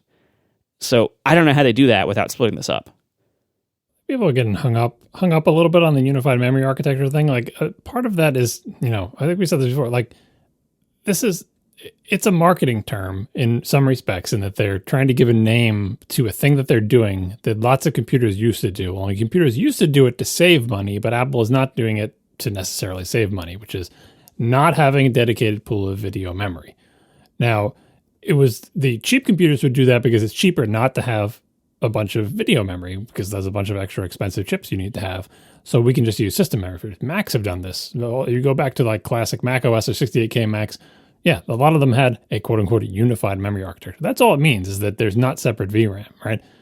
The iPhones and iPads and the ARM-based Macs are doing it for performance reasons. Mostly, part of it is cost and power savings on iOS devices, right? But on the Mac, for these similar devices that are also power constrained, they're doing it just to save the power, but also because they can get really good performance. Like the memory bandwidth of this unpackaged RAM is like 3 times what it was on the Intel machines that they replace, right? So that's a benefit. And also it's a benefit that you don't have to power the extra VRAM chips and yada, yada. But like you said, Margot, if same thing with the unpackaged RAM and everything, if you scale that up to the Mac Pro, you can put 1.5 terabytes of RAM in. You could make a gigantic package and have 1.5 terabytes of unpackaged RAM, but that starts to look a little bit silly. You'd have this little tiny system on a chip in the corner, and then you'd have RAM chip, just rows and rows of them lined up, or probably lined up around it in a circle. You could do it. Like if you look at the modern game consoles, I always look at them. A lot of people are asking, like, and you made the same point, like, how big of a GPU can you put on die? Because the GPU is on die. The CPU, GPU, neural engine, that's all on the system on a chip die. And then next to it in the same package are the RAM chips. How big can you double the size of the GPU on the die? Absolutely you can. Look at the Xbox Series X or PlayStation 5. They have an AMD CPU and a pretty darn big AMD GPU all on the same die. It's a bigger die. It takes more power than the M1, that's for sure, but you absolutely can do it. And those GPUs would more than satisfy the needs of a 16-inch MacBook Pro. Again, the 16-inch MacBook Pro has never been like a gaming laptop. We're not asking it to have the world's highest end GPU, but the best discrete GPU Apple has ever shipped on a laptop, I feel like Apple will have no problem matching that performance with an on-die GPU, right? iMac is potentially a different story depending on how they go in that direction. And of course, Mac Pro is an entirely different story because the Mac Pro can have 4 GPUs and you're not going to, or even more than that, you're not going to fit that onto the die because that's where you start pushing the limits of the die size. The RAM question is interesting. If we can, and looking at the clock, I'm thinking we can segue this into the very first askatp question, if that's okay with Casey. Totally. Oh, nicely done. Nicely done. Because that's what this first question is about here. I'll let Casey read it because he's good at reading questions, but then I will attempt to answer it. All right. So Chris Chris C. writes, the current M1 chips have been system-on-a-chip style chips with the RAM right in the chip package. My first thought was that would be fine for lower-end chips and maybe even all laptops, but for higher-end systems like the iMac Pro and the Mac Pro, surely on-chip RAM can't be the end state. This is what Marco was describing. Then I thought about the memory hierarchy, where computers really only operate on registers, and everything above that is just slower but larger forms of cache, L1, L2, RAM, even SSD storage. So for some future Mac Pro, the ultimate Mac Pro, what if Apple keeps only 8 or 16 gigs of fast RAM on chip, maybe even calling it an L4 cache, and then allows off-chip cache that just so happens to be user-serviceable DRAM chips? I think this would give Apple a huge performance boost for the memory-intensive tasks that people put hundreds of gigabytes of RAM into a Mac Pro for, while allowing them to keep a lower number of variants that they need to design in stock. All right, so here, this question is basically about the cache hierarchy, the memory hierarchy in computers. So a brief sort of, introduction to this concept. Memory is just a place to store data, but there's memories of different speeds and different latencies inside your computer. When your CPU or GPU or whatever is doing some kind of processing, the fastest, sort of closest, lowest latency memory are registers, and they hold small amounts of data, 1 or 2 numbers, 5 numbers, whatever, depending how big the registers are. And there's, 10, 20 of those depending on the execution unit. So those are registers, very, very tiny, just 10 or 20 one-number slots or something like that, right? Above that, you have what they call level 1 or L1 cache, which is on, also on the CPU, the CPU die, just like the registers. And that is a smaller amount, some amount of kilobytes or maybe a couple megabytes or whatever, depending of memory. What makes that memory fast? Registers are barely like memory. It's like, like a mail slot. You can put 1 or 2 little things in there. SIMD registers get weird because they're a little bit wider, but they're small, right? L1 cache is a pool of memory, but it's a tiny pool in the grand scheme of things. Why don't computers just make all their memory L1 cache? If L1 cache is the fastest memory and it's right next to the computer, why not make everything out of the stuff that the black box is made of? Why make the whole plan out of the black box? Whatever. It's the same answer, right? So L1 cache, first of all, you can't put 1.5 terabytes on die because your die can't be that big, right? So that's reason number 1. Number 2 is when you make the memory that makes up L1 cache, it's a different kind of memory than DRAM. Usually it's SDRAM or something similar. SRAM. Or SRAM, there you go. The main difference in terms of economics that you care about is, whereas in DRAM we try to use as few transistors as possible to store a bit of memory, SRAM will use like 6 or 8 transistors to store 1 bit of memory. It's complicated. You can look into it and see, but basically what it boils down to is it costs way more money and takes up way more space to store 1 bit in SRAM than it does in DRAM. Right? So it's a cost-speed trade-off. So that's your L1. L2 is also on the die an even larger pool of memory that is more distant in terms of latency and slower than the L1, right? So there's your cache hierarchy. Registers, L1, L2. Sometimes you'll have an L3 and you could keep going what level, and the whole, however many levels of cache you want to have. All the way out to memory, and you can visualize the hard drive being another pool of caching for RAM, just even slower and more distant. The key point of the cache hierarchy is the sort of closer you get to being L1 or registers or whatever, the more expensive it is, the lower latency, meaning how long does it take for me to get anything into or out of it, and the more expensive it is. And to have a useful cache hierarchy, you need gaps between them. You need your L1 to be slower, cheaper, and more distant than registers. Otherwise, why wouldn't you just use registers? You need L2 to be slower, cheaper, and more distant than L1, right? You need RAM to be slower, cheaper, and more distant than L2. That's the point of the hierarchy. If L1 was 2% faster than L2, you're not, doing something useful. Because having that cache hierarchy has overhead.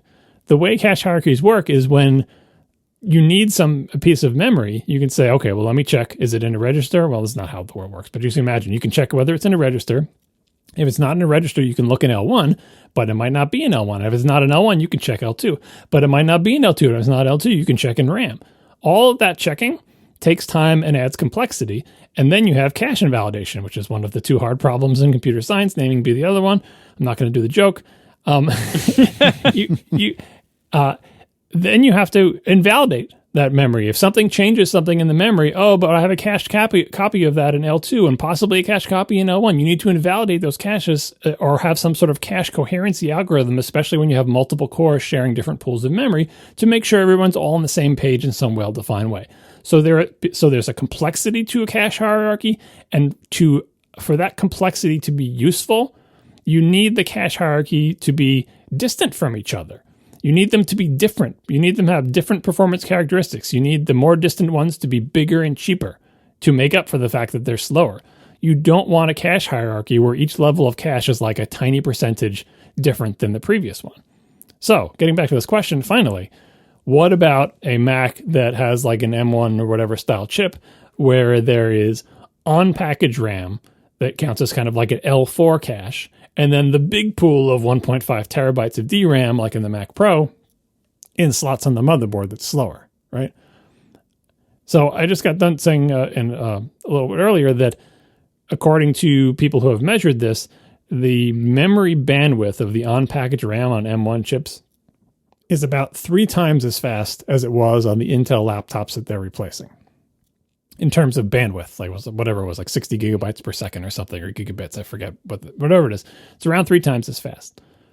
3 times as fast, or 3 times as much bandwidth or whatever, I think is pushing the limits on an acceptable difference in performance for a cache hierarchy, right? It's not 1%, but it's also not an order of magnitude, and it's also not 2 orders of magnitude, right?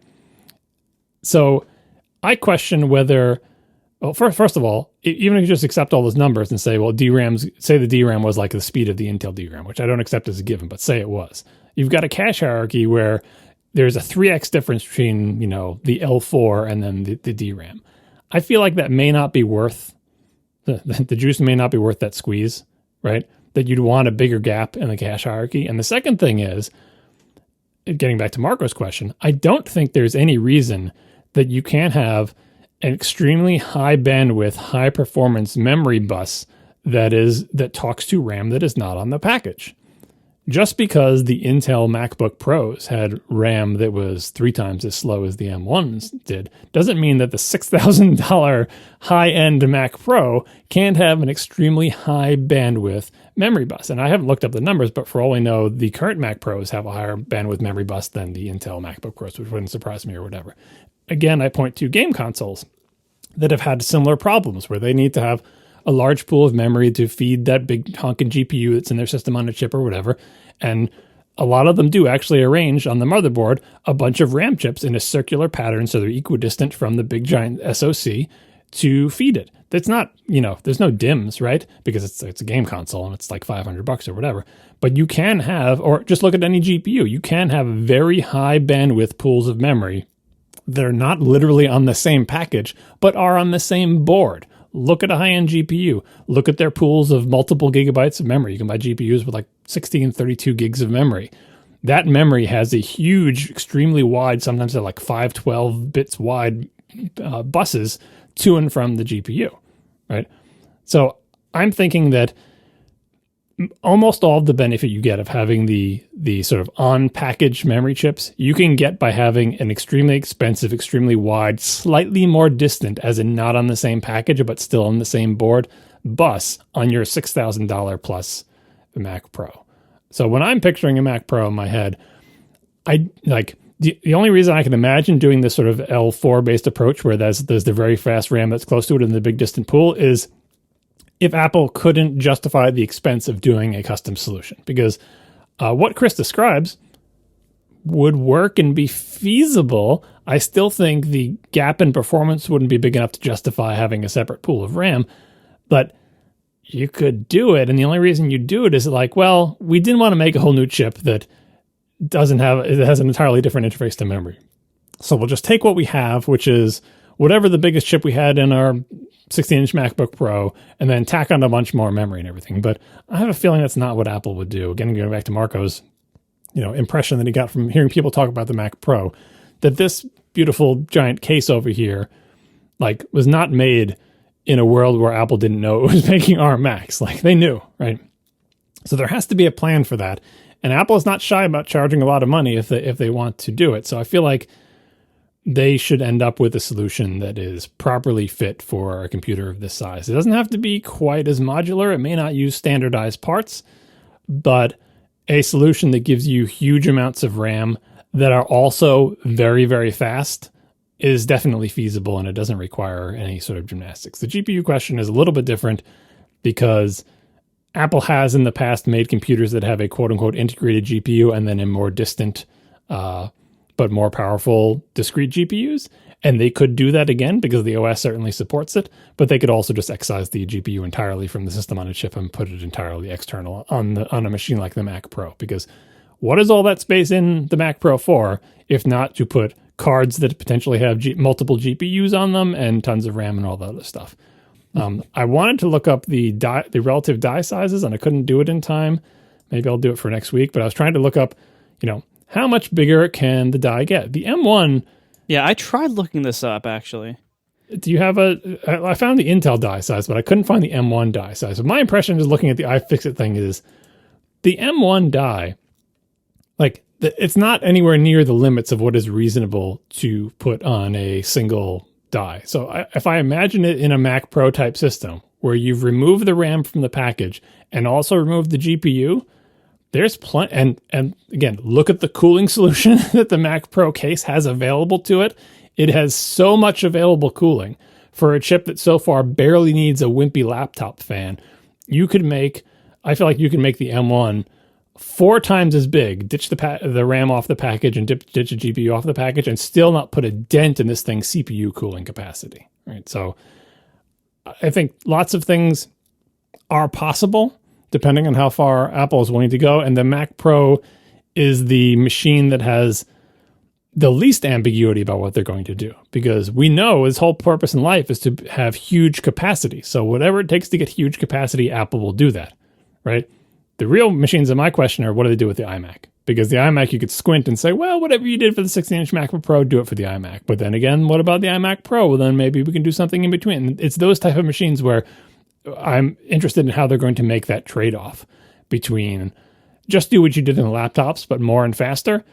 You could end up running into limits there, because if you want a GPU that is bigger than you could fit in any laptop, iMac Pro can support that. It's got the cooling solution for it, but you do eventually run into the limit of the quote-unquote integrated GPU. As far as we know, like, what's the biggest GPU we've ever seen shoved onto a system on a chip? It's probably this current generation of consoles, and it's pretty darn big. But you can get bigger and faster GPUs discrete, no problem whatsoever. So that's where the real question is, and that's just a trade-off that Apple's going to make. But I think on the top-end Mac Pro, there's no reason that they can't have discrete GPUs, discrete RAM, and still have amazing performance. It's just a question of money. How do you make very high bandwidth, high-speed RAM interfaces? You give the chip more power, and you spend more money on interconnects, and you charge more money for the product. And Apple's really good at that. So I have some confidence that they will sort this out for the Mac Pro, and especially if you consider, well, I mean, again, don't try to associate price with parts in the Mac Pro. It won't add up for you. But those Xeons they buy from Intel are ridiculously expensive, and they don't have any, GPU in them that Apple is using in their Mac Pros. They don't have a neural engine inside them. They don't have any of that stuff in there, right? And they cost so much money. Apple will get its M whatevers for the Mac Pro. They'll get them at cost because they make them themselves, right? They just have to pay Taiwan Semiconductor margin or whatever. So I'm hoping that whatever money they save by making the system on a chip themselves for the Mac Pro, they can spend that on more exotic, faster memory interfaces and so on, and it will end up being a really good machine. Yeah, you've kind of convinced me a little bit because I looked up the die size numbers, and I don't think anyone has measured the M1 die size yet, but that's what I couldn't find. Yeah, like the A12X for reference is about 128 square millimeters, and to put that in context, like the high Xeon core count, like the 18 core Xeons, are in the like 500 square millimeter range. Mm-hmm. So there's certainly a long way to go between A12X size, which is probably a little bit smaller than the M1, but probably not that much smaller. At 128-ish, and the Xeons at like 500-ish. And remember, they don't it's not like you take the M1 and say, well, we'll just stamp out 4 of those. Because if you're multiplying the cores, the CPU cores are not 100% of the chip. You're not adding a second neural engine, right? You're not adding a second image processing engine. Maybe you make those a little bit bigger, but you're just multiplying the core. So multiplying the cores does not multiply the size of the die area by the same amount. So if you had 4 times the die area, you can get more than 4 times the cores, or you can get twice as many cores and twice as many GPU cores and still not be at a 4x scaling. So there's breathing room there. And mostly what I think about is, again, the cooling capacity of this gigantic computer. Look at what it's cooling now. Look how many watts this Xeon takes. How many watts does the 28-core Xeon take? To try to use that power budget. Try to use that power budget with Apple's processor. How big would you have to make this die? How high would you have to clock it to absorb that power budget? And that's assuming that Apple even wants to absorb that power budget. Like, there's so much headroom that they can basically, like, I was thinking this idle the other day. It's like, if you took the M1 and you just put it straight into the Mac Pro's chassis and just overclocked it until you couldn't cool it anymore, how fast could you make it go? And it's not. I know cooling is not the only limiting factor on clocking. Eventually, you're running to design constraints having to do with pipeline depth and so on and so forth. But like, I feel like they have a lot of headroom to make faster computers once you can plug them in and put a huge fan on top of it. And that's what makes me fairly confident that technologically speaking, there's nothing stopping them from making an amazing Mac Pro. The only thing that would be stopping them is like budgetary considerations. And we've talked about this before, like, how exotic does Apple want to make things for the Mac? So far, the answer is not that exotic, because if you squint these, they look a lot like an A14X, which is exactly the appropriate thing to do for the machines they've introduced, but Apple has not yet proven that they're willing to invest a huge amount of money to make a design that is radically different than what they use in their iOS devices. There have been a couple of interviews where Apple people have been insisting, no, this isn't just an A14X. You see, we had to do X and Y and Z for the Mac. And mostly they refer to things like expected texture formats for the Mac operating system and stuff like that. And that's all true. Like, it's not just a straight up, like, we just took an A14X and put it into a Mac.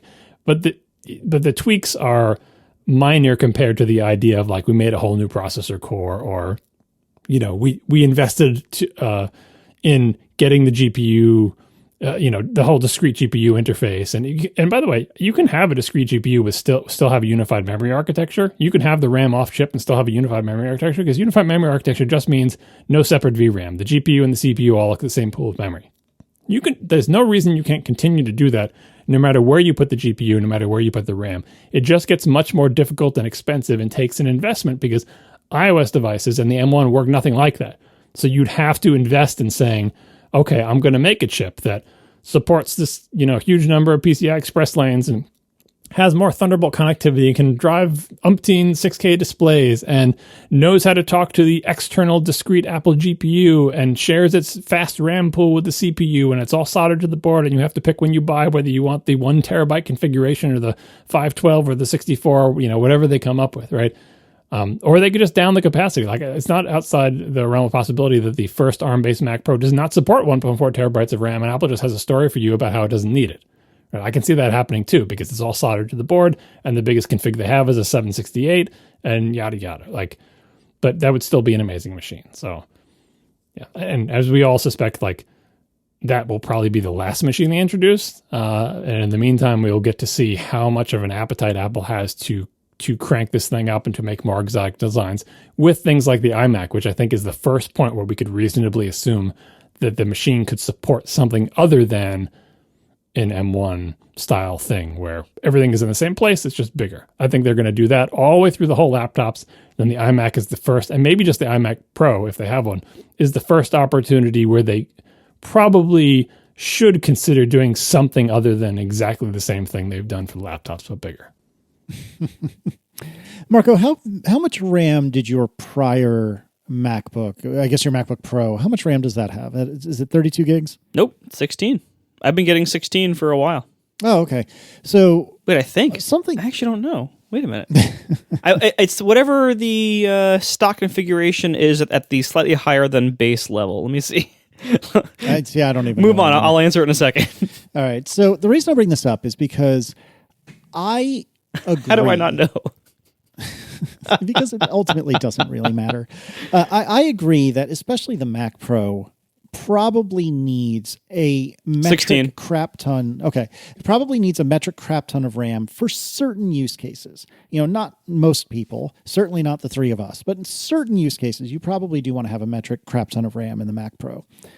But for everyone except those, oddballs, I keep thinking about how I heard a lot of people like me complaining about 16 gigs of RAM as the maximum in these new M1 Macs, but I haven't heard anyone who has had one and used one really complain about it not having enough RAM, which is many words to say, I don't know if we should really judge them the same, these M1 Macs or Apple Silicon Macs.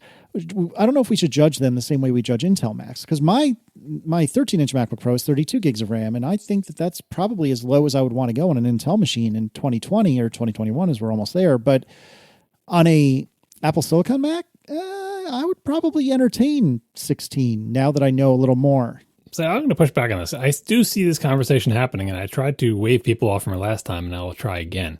The architecture and the unified memory thing does not make Mac OS use less memory. Oh, no, totally. Now, the code page, the code segment of executables may be different size on ARM versus x86, although I wouldn't necessarily imagine that it'll be smaller on ARM because x86 has variable width instructions and ARM, I believe, does not. So that actually can make the ARM executables bigger. But anyway.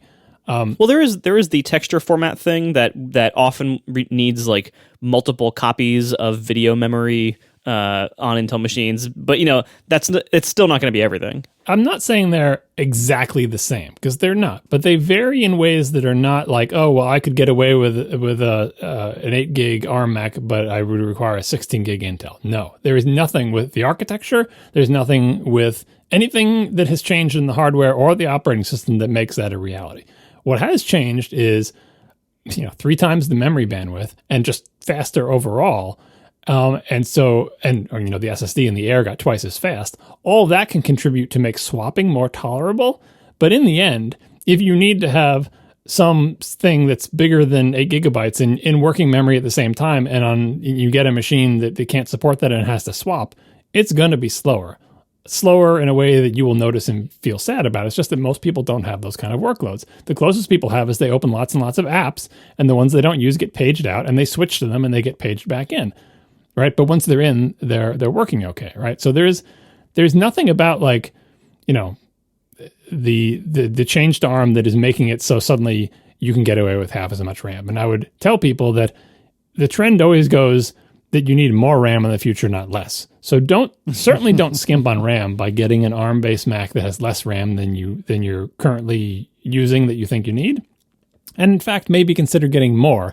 That even if you're getting away with an 8 gig machine now, get a 16 gig one anyway, just because that's one of the best things you can do to future-proof a computer like this, and it's not that too costly of an upgrade, right?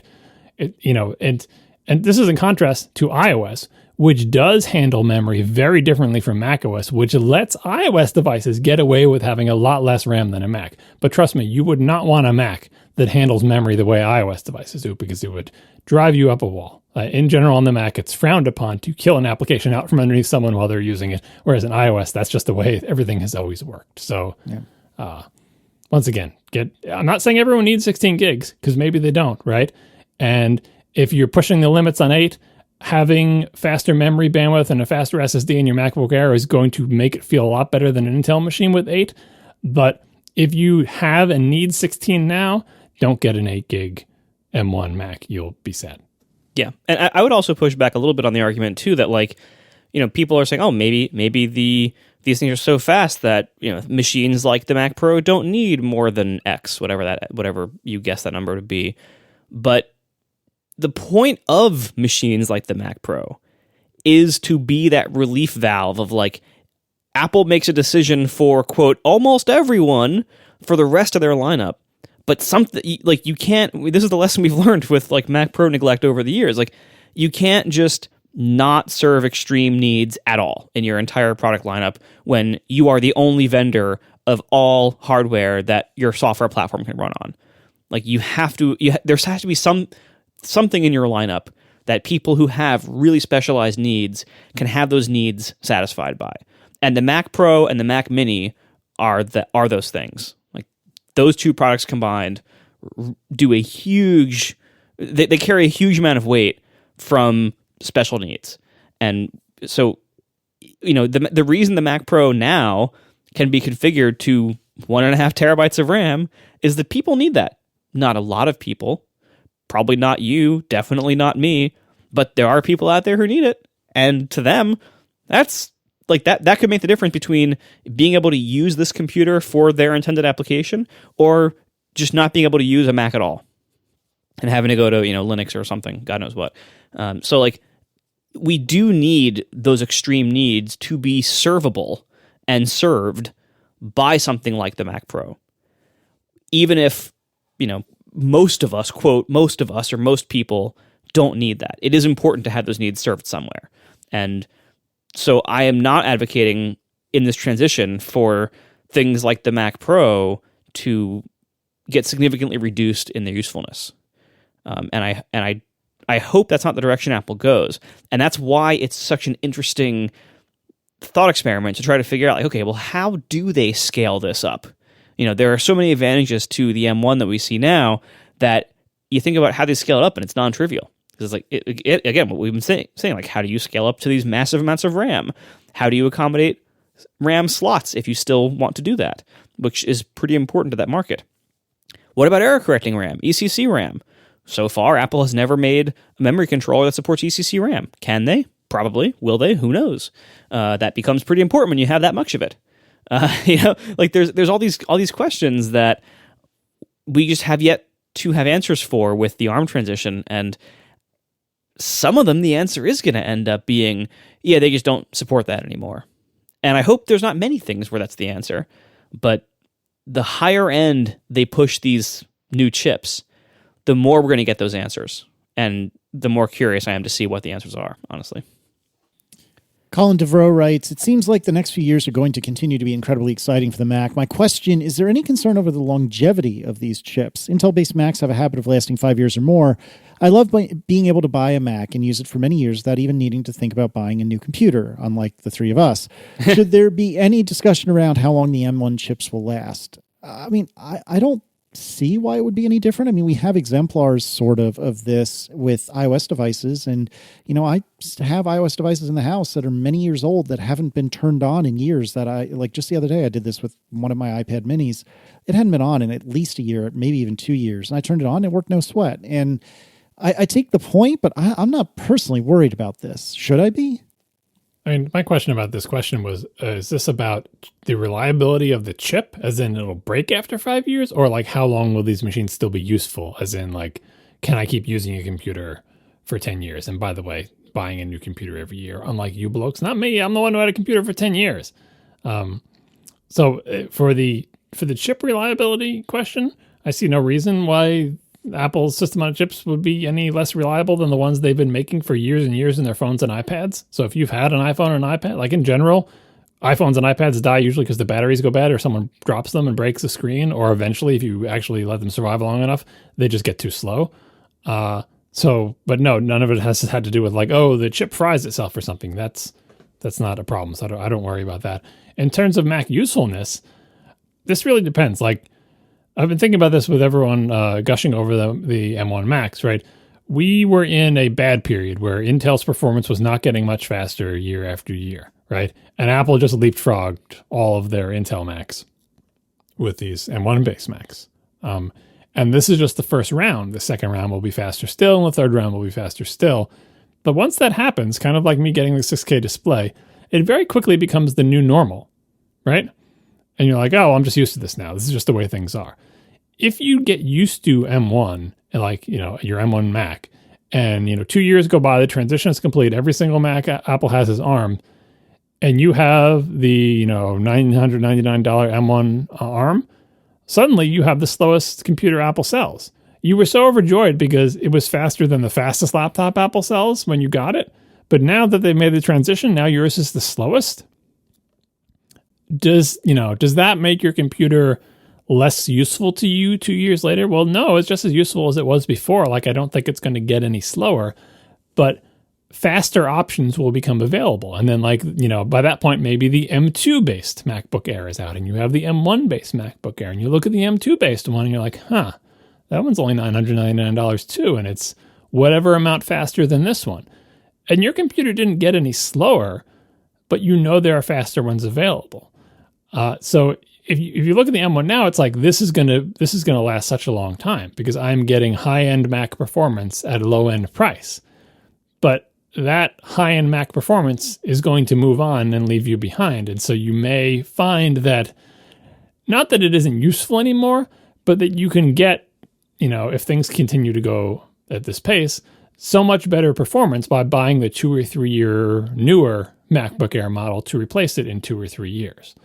So overall, I would say it's probably about a wash, because the good thing about the Intel computers has been, since their progress has been so slow, if you buy an Intel-based computer, setting aside the stupid keyboard crap, which really threw a monkey wrench into this, but let's say I was going to use the Mac Mini. That's a bad example too. An iMac. If you bought an Intel-based iMac, there's a safe machine. Bought an Intel-based iMac 3 years ago. Before, right today, how much faster of an iMac can you get? You look at them and you're like, my iMac's still pretty good. It's still, 90% as fast as the fastest iMac that you can get today. Yeah, I'm good for a few more years, right?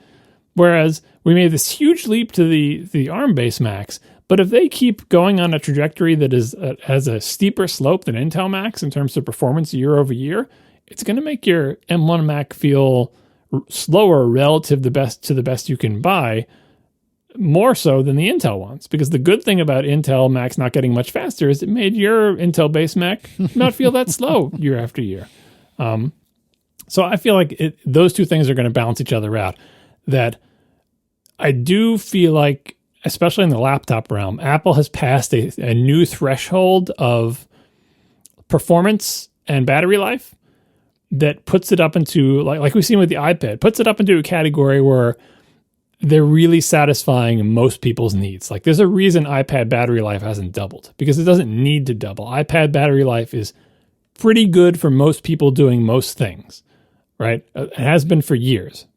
And most people who have iPads don't say, I like iPads, but boy, the battery just dies after. It's just too, I can't stand the battery life. It's terrible. People don't say that about iPads, right?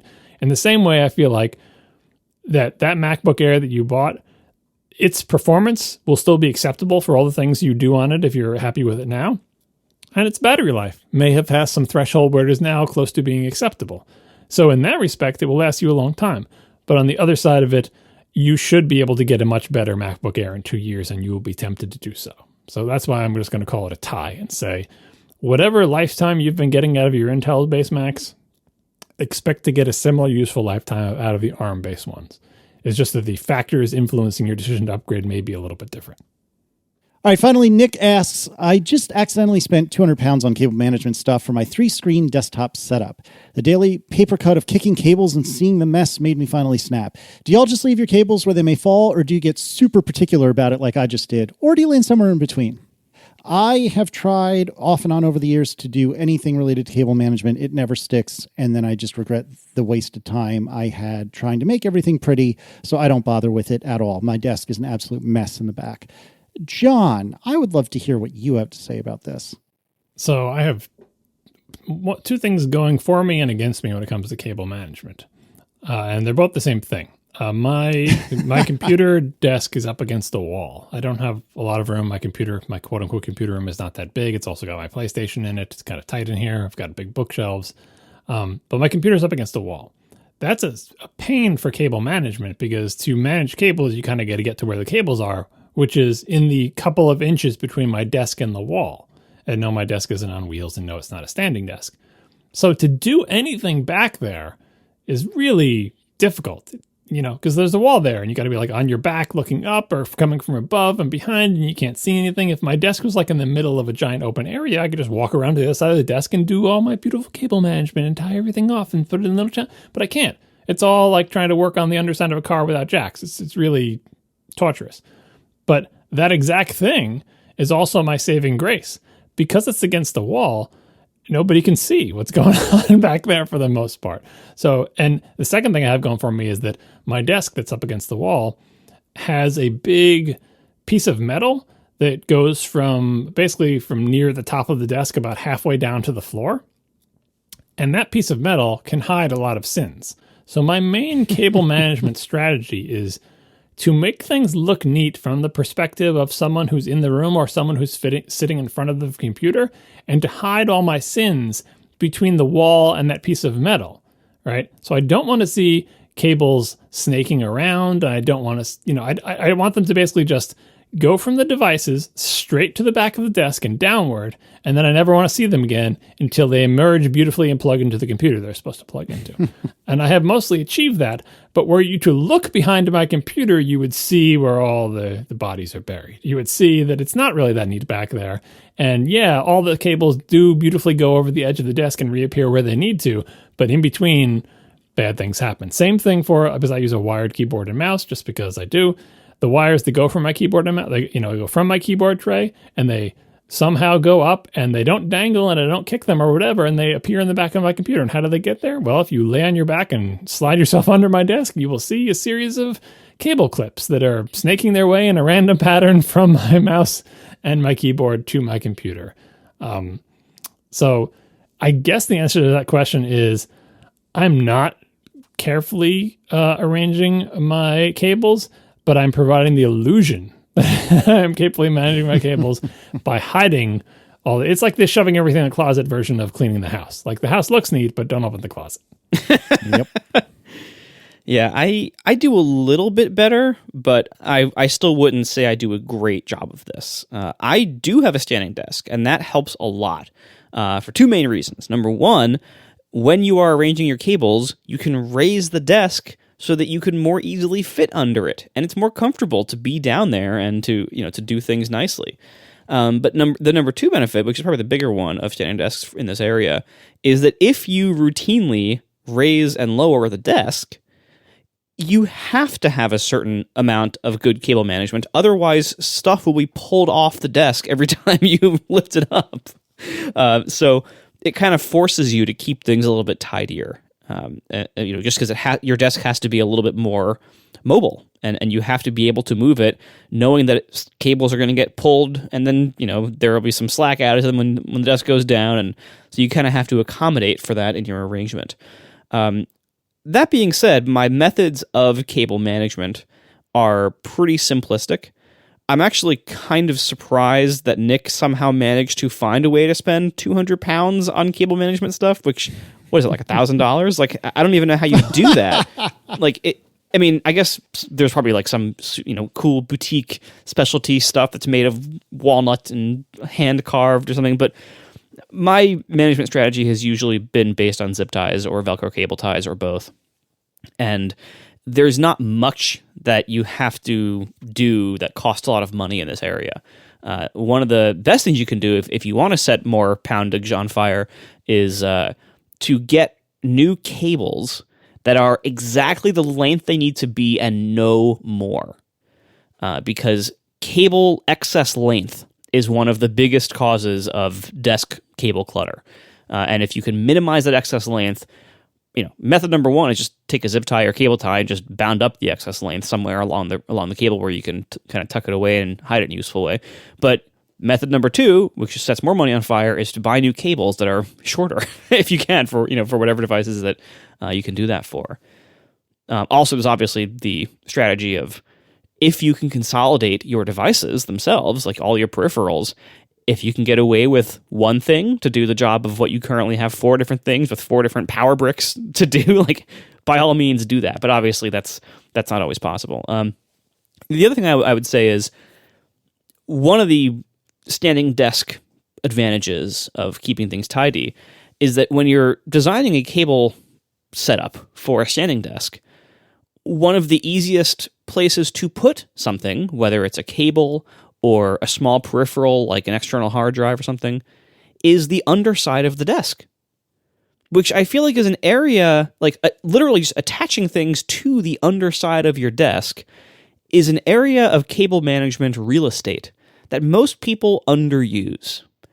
So I would strongly suggest consider that when you're arranging things. So for instance, on the underside of my desk, I have 2 external hard drives plugged into a USB hub. All of those things are adhered to the underside of my desk with command strips, the Velcro ones.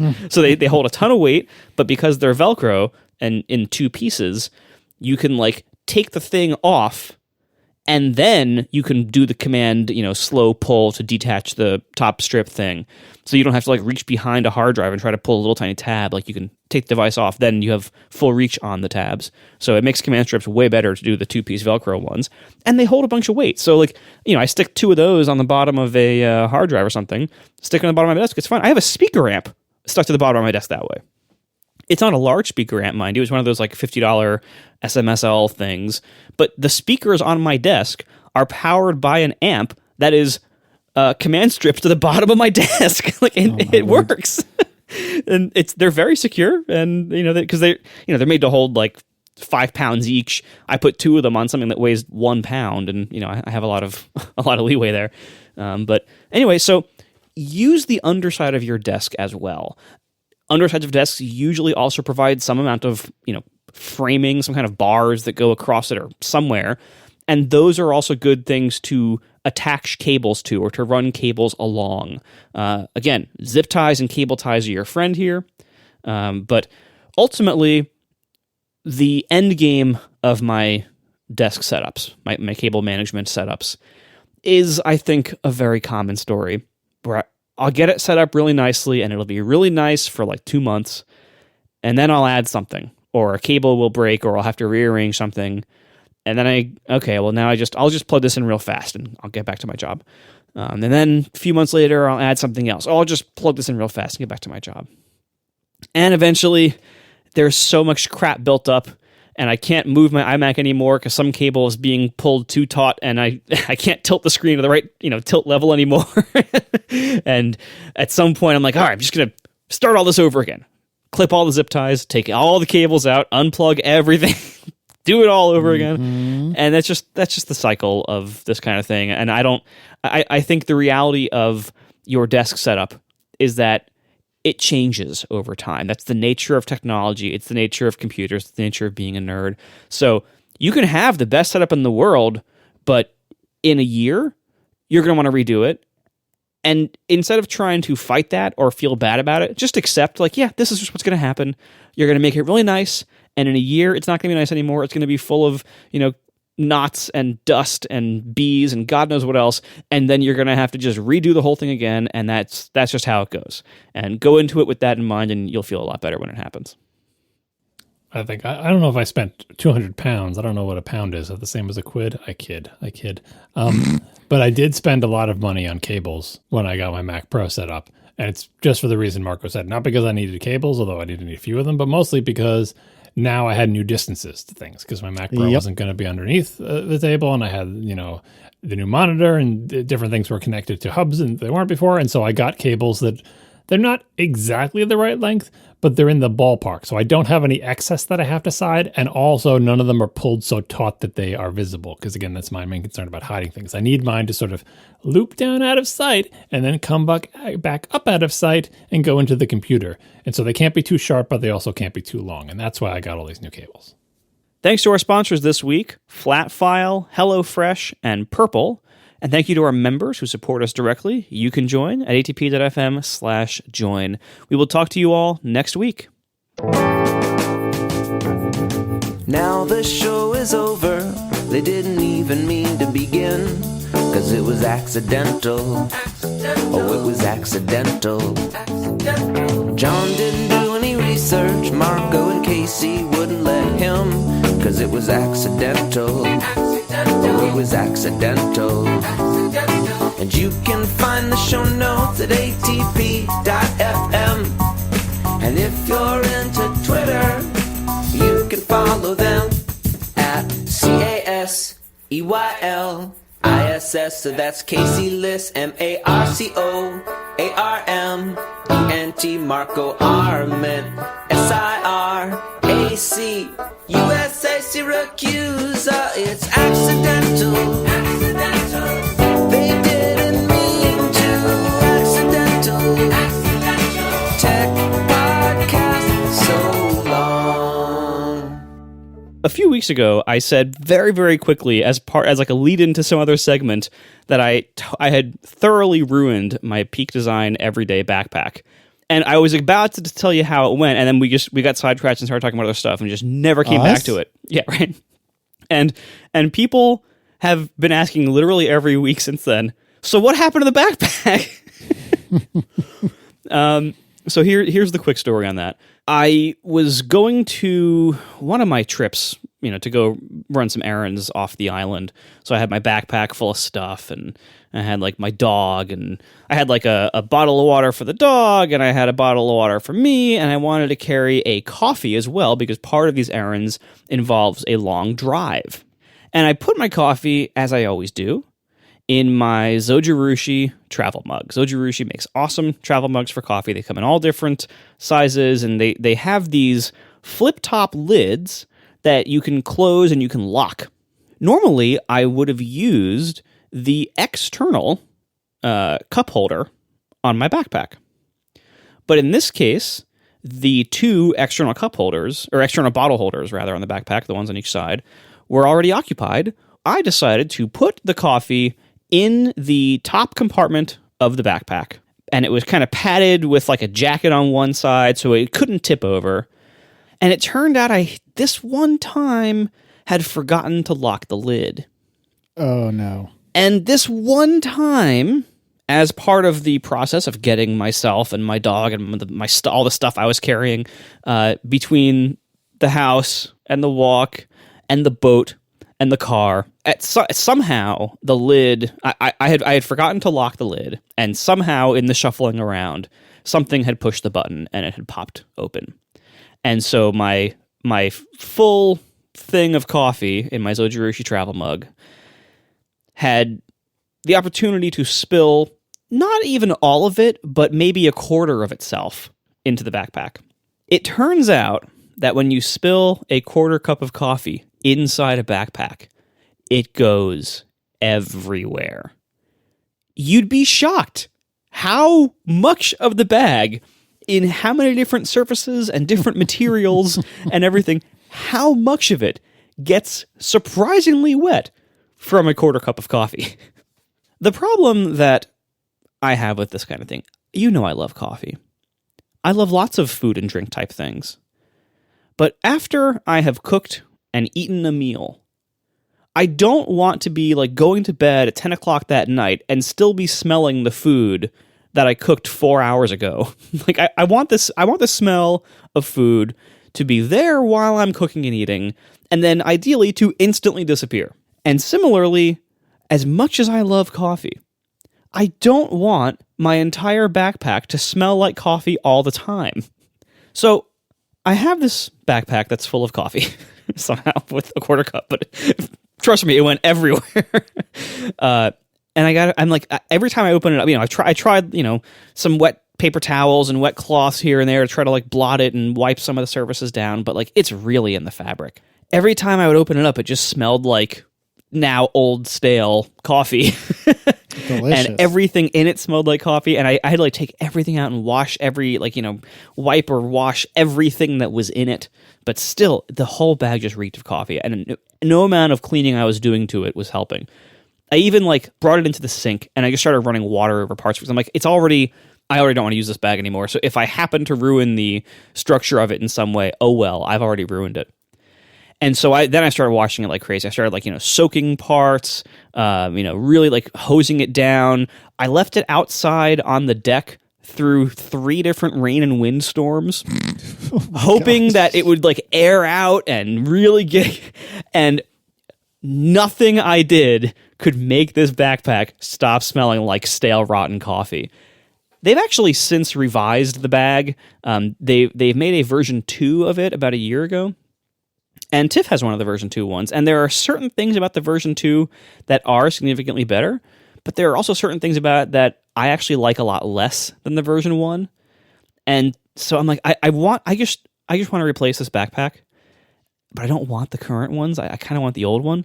And fortunately, on Amazon, they seem to be unloading old stock of the old bags for discounted prices at Amazon. So I'm like, you know what? This is available right now. It's not that much money. Let me just buy a spare. Sure enough, the spare comes. I get it. It's fine. It's perfect. I'm happy with it. I now am keeping the old stale coffee one as the spare. And that's it. There is no ending to the story. This is not a very interesting story. I was totally unable to remove the coffee smell from this backpack. So I must caution you all out there. Don't carry liquids inside your Peak Design Everyday backpacks unless you are really, really sure that you have locked the lid on said liquids. But to be extra sure, just keep it in the outside pocket. And that's, the bottle holder pockets, they're there for a reason. That's probably a better place to put liquids. I thought the moral of the story was the coffee ruins everything. You took the words right out of my mouth, John Siracusa. Well done, sir. Well done. Stale coffee reminds me, when I used to visit my mom's office, that's what it smelled like. Like, coffee in like the little, what do you call them? The hot plates things.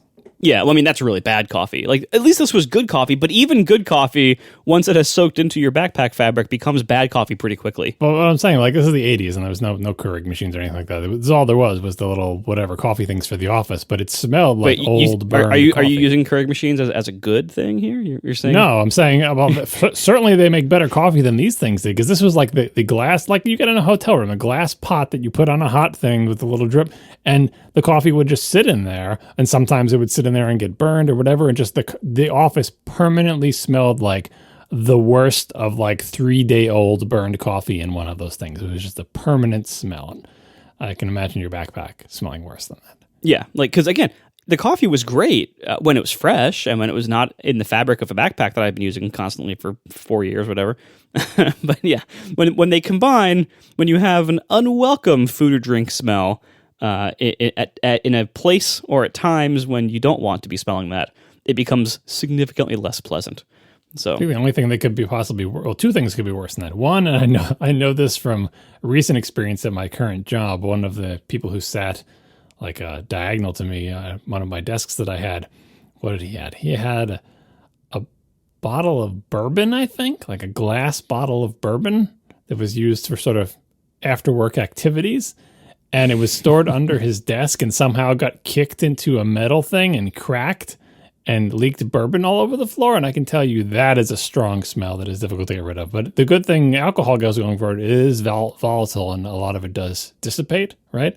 But the real worst one is, I think this was my younger brother, spilled milk in the back of our station wagon once. Oh, no. That's just get a new car. It soaks into the carpet, and you try to blot it up, but whatever. But then you come back in the next day after it's been in the hot sun, rotten milk soaked into car, like, not just the carpeting that you can take out, but like soaked into like the stuff that is actually stuck to the, metal panel. Boy, that smell, I'll remember that forever. And it never really goes away. The ghost of rotten milk haunted that station wagon forever. Yeah, you're never getting rid of that smell. You can't just buy a new Volvo station wagon. Well, I guess you can, but it seems a shame. All right, titles. Made of walnut. I got nothing. That's down in the zeros. Yeah, I said it, but it's not bad. Walnut has ruined all cool products. The nut or the wood? The nut ruins everything it's in. The nuts. I'd rather have a backpack full of coffee than like a brownie that has one walnut somewhere in it. But I have a walnut acclamation story, actually. Oh yeah, what does that even mean? I'm with you mostly on walnuts. The worst nut, right? It looks like brains. It tastes bad. I don't want them in my brownies. Like the whole 9 yards on, anti-walnut, right? But one of my favorite ice cream flavors, Ben & Jerry's New York Super Fudge Chunk, has come with walnuts in it forever, for the history of the flavor.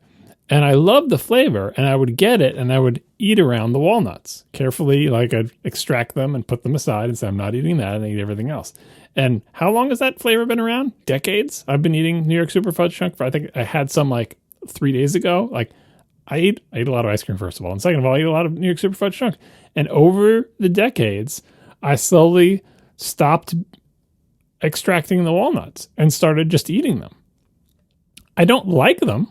Walnuts are still bad. I don't want them in my brownies. I would like it better if they weren't in this, but now I can eat them without, having a feeling of revulsion. I don't like them, but I don't hate them as much as I used to, at least in this one context. So I feel like I've turned a corner on walnut, and now it is not worth the effort to extract them. I merely the way I get rid of them now is I eat them. What a glowing endorsement. Yeah, right. I mean, what can you do with walnuts? The other thing is, when I grew up, we had one of the traditional courses in Italian-American meals is the nut course before dessert. And they would bring out a big thing of nuts in the shells. And half the fun of that is just getting to play with the nutcrackers and crack open the things or whatever. And walnuts are the biggest and the most fun to crack. But then you got a bunch of walnuts, and who the hell wants those? So I just give them to like my uncle or grandfather, and they would eat them. But I think we talked about this a year or two back. So my mom's parents, my grandparents, are Italian American, and I grew up with similar, although perhaps less devout traditions as you, John. And one of the things that was always on display and out for consumption when I visited them was pistachios. And the thought technology of using a previously cracked pistachio shell as a screwdriver or lever to open a nigh uncrackable pistachio shell was something I just discovered like a handful of years ago. That doesn't have to be previously cracked. You just need a Pac-Man mouth, and you can use that. Yeah. Because otherwise you got a chicken egg situation. How do you get the first one open? Right. But anyway, that was thought technology that just blew my mind, and it has changed my life for the better ever since. I regret to admit that I've actually switched to like shelled pistachios. Can't be bothered. What is it? Is it unshell? Is it shellless? What is the term? The ones that don't have shells on them. Yes, the ones that do not come with shells. I've switched to those for pistachios. See, but that takes away some of the tea ceremony. I know. I was on your side for many years, but I have since switched. But now you crave pistachios so much you can't be slowed down by the shells. Yeah, I just kind Just of need to shovel them in. pour them into my face now. It's really putting a damper on your nut-based calorie intake Yeah. rate. It's best not to look at how many calories are in nuts. No, don't. That's what I'm saying. It's Or very the much- price. God, pistachios are so expensive. Yeah. Well, actually, I've found a nice solution to that. There's what's the brand that comes in the green bag, like the Good or whatever. It's like some generic brand name. Yeah. Whatever national advertising brand. Yeah. But they have now those foil tube packs that you buy a box that has like 8 of them in there, and so it's pre-portioned. So, the Wonderful brand. Thank you, Steve Mull in the chat. The Wonderful brand, and so you can like just have these little like 120 calorie packs, or like these little like foil tubes. It's like 3 pistachios. It's not that many, but it's nice that you can just grab one of those and then you kind of how many calories you're eating in 3 seconds instead of just and you can basically pour it into your face in like 2 or 3 pours, and then you're done and you can move on. Yeah, my dad he loves pistachios. He's also allergic to them, and it's just like, I mean, it could be right out of The Simpsons. Like, it's like, but you're allergic to these. He's like, but I love them. So he'd just sit there and eat them and just get all puffy and just. It's like you can't stop. It's like it's worth it, I guess. It hasn't killed him yet, but it's not. Pistachio ice cream is a pretty good way, because there's not a lot of pistachios in pistachio ice cream, but there's enough that you feel like you're getting something. Of course, the rest of it is ice cream, which isn't great either. Yeah, from a calorie point of view, yeah. Although pistachio ice cream is very good, but so hard. It seems like it's very difficult to do well. Yeah, Ben & Jerry's has the best pistachio ice cream. No contest. Haagen-Dazs makes the pistachios too small, and any ice cream that is green, forget it. Yeah, the ones that are like neon green to try to indicate pistachio-ness. Yeah, no, that's not. That's still fake. Whatever. Yeah, Ben and Jerry's pistachio. What is it called? Pistachio. I forget the flavor name. They are the only good store-bought pistachio ice cream I've ever found. In conclusion, walnuts are dicks. And coffee ruins everything. Spill, All right, bye, everybody. spill walnuts in your backpack and it's not going to ruin it. Yep, that's right. Well, it depends. I mean, they're really bad. Just pick those walnuts right out of there. Anyway, bye, everybody. Thank you for listening. Happy Thanksgiving. Yeah, happy Thanksgiving. That's right. Yeah, don't put walnuts in your stuffing. Use pine nuts instead. They're better. Yeah, actually, that's true for sure. And also, since many people are not traveling for Thanksgiving, ourselves included. All people are not traveling, right? Everybody who's listening? Yeah, please don't travel. But yeah, for all of us who are not traveling, the great thing about this is that you can edit what you have to be only the stuff you like. So like normally, if you go to Thanksgiving at your parents' place or whatever, and there's always first of all, there's always the turkey, and turkey is usually terrible. Agreed. Disagree. Oh, no. Marco is 100% right. There are ways to make it decent, but most people don't or can't do those. So the result is turkey is usually pretty bad. But you don't have to have turkey, or you don't have to have a whole turkey. Like we decided for our little, Thanksgiving here for our little family here at the beach, we decided we're not going to have a whole turkey because there's only 3 of us. But we bought a turkey breast because you can buy just the breast and you can roast just that and brine it and everything. And you can do all sorts of fun stuff, and it's way smaller. You got the worst part of the turkey. Congratulations. It's way smaller and way easier to deal with. Or you can, if you like the dark meat, you can buy a couple legs or whatever. Like you can buy just parts of the turkey, or you can cook any other type of meat or no meat. You can have Thanksgiving that's all side dishes. You can have Thanksgiving that's a steak or a roast or anything else. It doesn't have to be steak Thanksgiving. Oh, I'm on board. Marco, I'm coming to that Thanksgiving next year. Yeah, take this opportunity that you are forced by major world events to have a different kind of Thanksgiving that is both smaller and much more within your control. Take the opportunity to make your Thanksgiving that pistachio ice cream for dinner. Yes, you can, if that's what you want, you can have Thanksgiving that is only the things that you want and no other things. You can control the ratios. If you want to have a Thanksgiving dinner that's 3/4 stuffing, you can do that. That's it's up to you. You have full control over what you make. So, take this opportunity that you're forced to do something different and actually do something that you might enjoy a little bit better. Or at least the food part can be better while you talk to your family over FaceTime and you look at their dry turkey and you're like, haha, I don't have to eat that.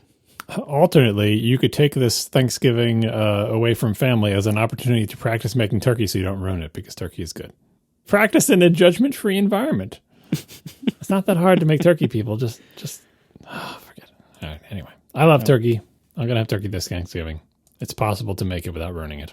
Yeah, I mean it's possible. It's just very unlikely. I don't know. I think people just cook it at too high a temperature. Lots of meat things, like if your problem is that you keep screwing it up, it's probably because you're trying to cook it at a too high a temperature, especially for something big. If you just cook it low and slow, then your only real problem is the outside can be crappy, but then you just do high heat at the beginning or end and you solve that problem, and it's not that hard. Instant read thermometer is your friend. Well, but yeah, yes, but a thermometer tells you when the inside is done, when the outside is totally dried out and burnt. It doesn't prevent the outside won't be totally dried out and burnt if you cook it at a lower temperature. Yeah, it's very hard to cook a very large piece of meat that you are leaving whole in its whole form. Practice. It's very hard to do that in a reasonable amount of time in a regular household oven. If you're gonna smoke it and smoke the turkey over 12 hours, there are ways to do it. There are lots of low and slow cooking methods, but most people either aren't set up for them or don't have the skill for them, and the result is usually not great. Enjoy your Thanksgiving, whatever it is, and if you want to make something better than turkey, feel free. Ham's good. Yeah, ham's more of a Christmas thing, though, I think. But or Easter. I've had good spiral hams more often than I've had good turkey. Oh, preach. And I should clarify, I don't like ham that much. I actually don't like ham in general. I'll eat it, but I'd rather eat something else. You should try the boar's head ham. They sell the big ones? Yeah, non-spiral cup. It's just one big hunk of ham, but it's already cooked. You just heat it up. It's so much better than that spiral slice stuff that you're getting, I guarantee. Can you still put the big pineapple rings on the side? I mean, it's, like the spiral slice, it's already cooked, so you're just heating it through, and you could do whatever you want with it. But I would, if you just get the boar's head ham, you can get like a small one that's like small enough for like one meal for a family. It's very expensive, but try it and then buy a spiral slice one too, and then put them side by side and A/B test against them. It's like, it's no contest.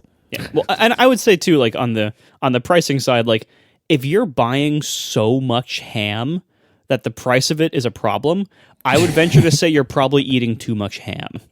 Well, if you have a big family dinner and you're going to buy ham that's going to feed the whole family, you do have to buy a bigger ham. But yeah, we made the mistake of, we've been doing boar's head hams usually for Easter for a long time. We're like, we couldn't find it. We bought a different brand, and it was so disappointing. I was like, oh my God, we can never buy this boar's head ham ever again. Boar's head stuff is phenomenally expensive, but is phenomenally tasty. Like I could sit, I know you two are going to judge me for this, but I swear to you, I could sit and eat a pound of boar's head white American like it was nothing. We know you and your white American cheese. We know all about it. No, we've had the boar's head yellow American is our primary cheese of our household, because like the little grocery store here didn't have good like Kraft single kind of cheese, like the pre-wrapped singles for Adam all summer, like to make grilled cheeses for our kid. And so we've switched the entire family over to just using boar's head yellow deli American for pretty much everything. And it's fantastic. Mm-hmm. Aaron's entire family is like very much on the anti-American cheese bandwagon, and they're all wrong. The only thing I'll say about the boar's head cheese is, for grilled cheese, full-fat Kraft is still real cheese, not the singles, not the cheese food. The Kraft American actual cheese is still better in grilled cheese sandwiches. That's probably true. I'd buy that. I might not. I know. I grew up with boar's head cheese. I know exactly what you're talking about. I ate tons of it. I still like it. But for a grilled cheese sandwich, straight up American, do the full fat, whole milk, real American Kraft cheese versus the boar's head, and just make two sandwiches and see which one you like better. I think the Kraft one is better because that is its element: the artificial Kraft American cheese in the grilled cheese sandwich. That's true. That's fair. I will also argue once again that American cheese is the best cheese for hamburgers. Bye, live listeners. Thank you for listening, and we will talk to you next week. Oh my God, we were still live? Yeah. Oh God.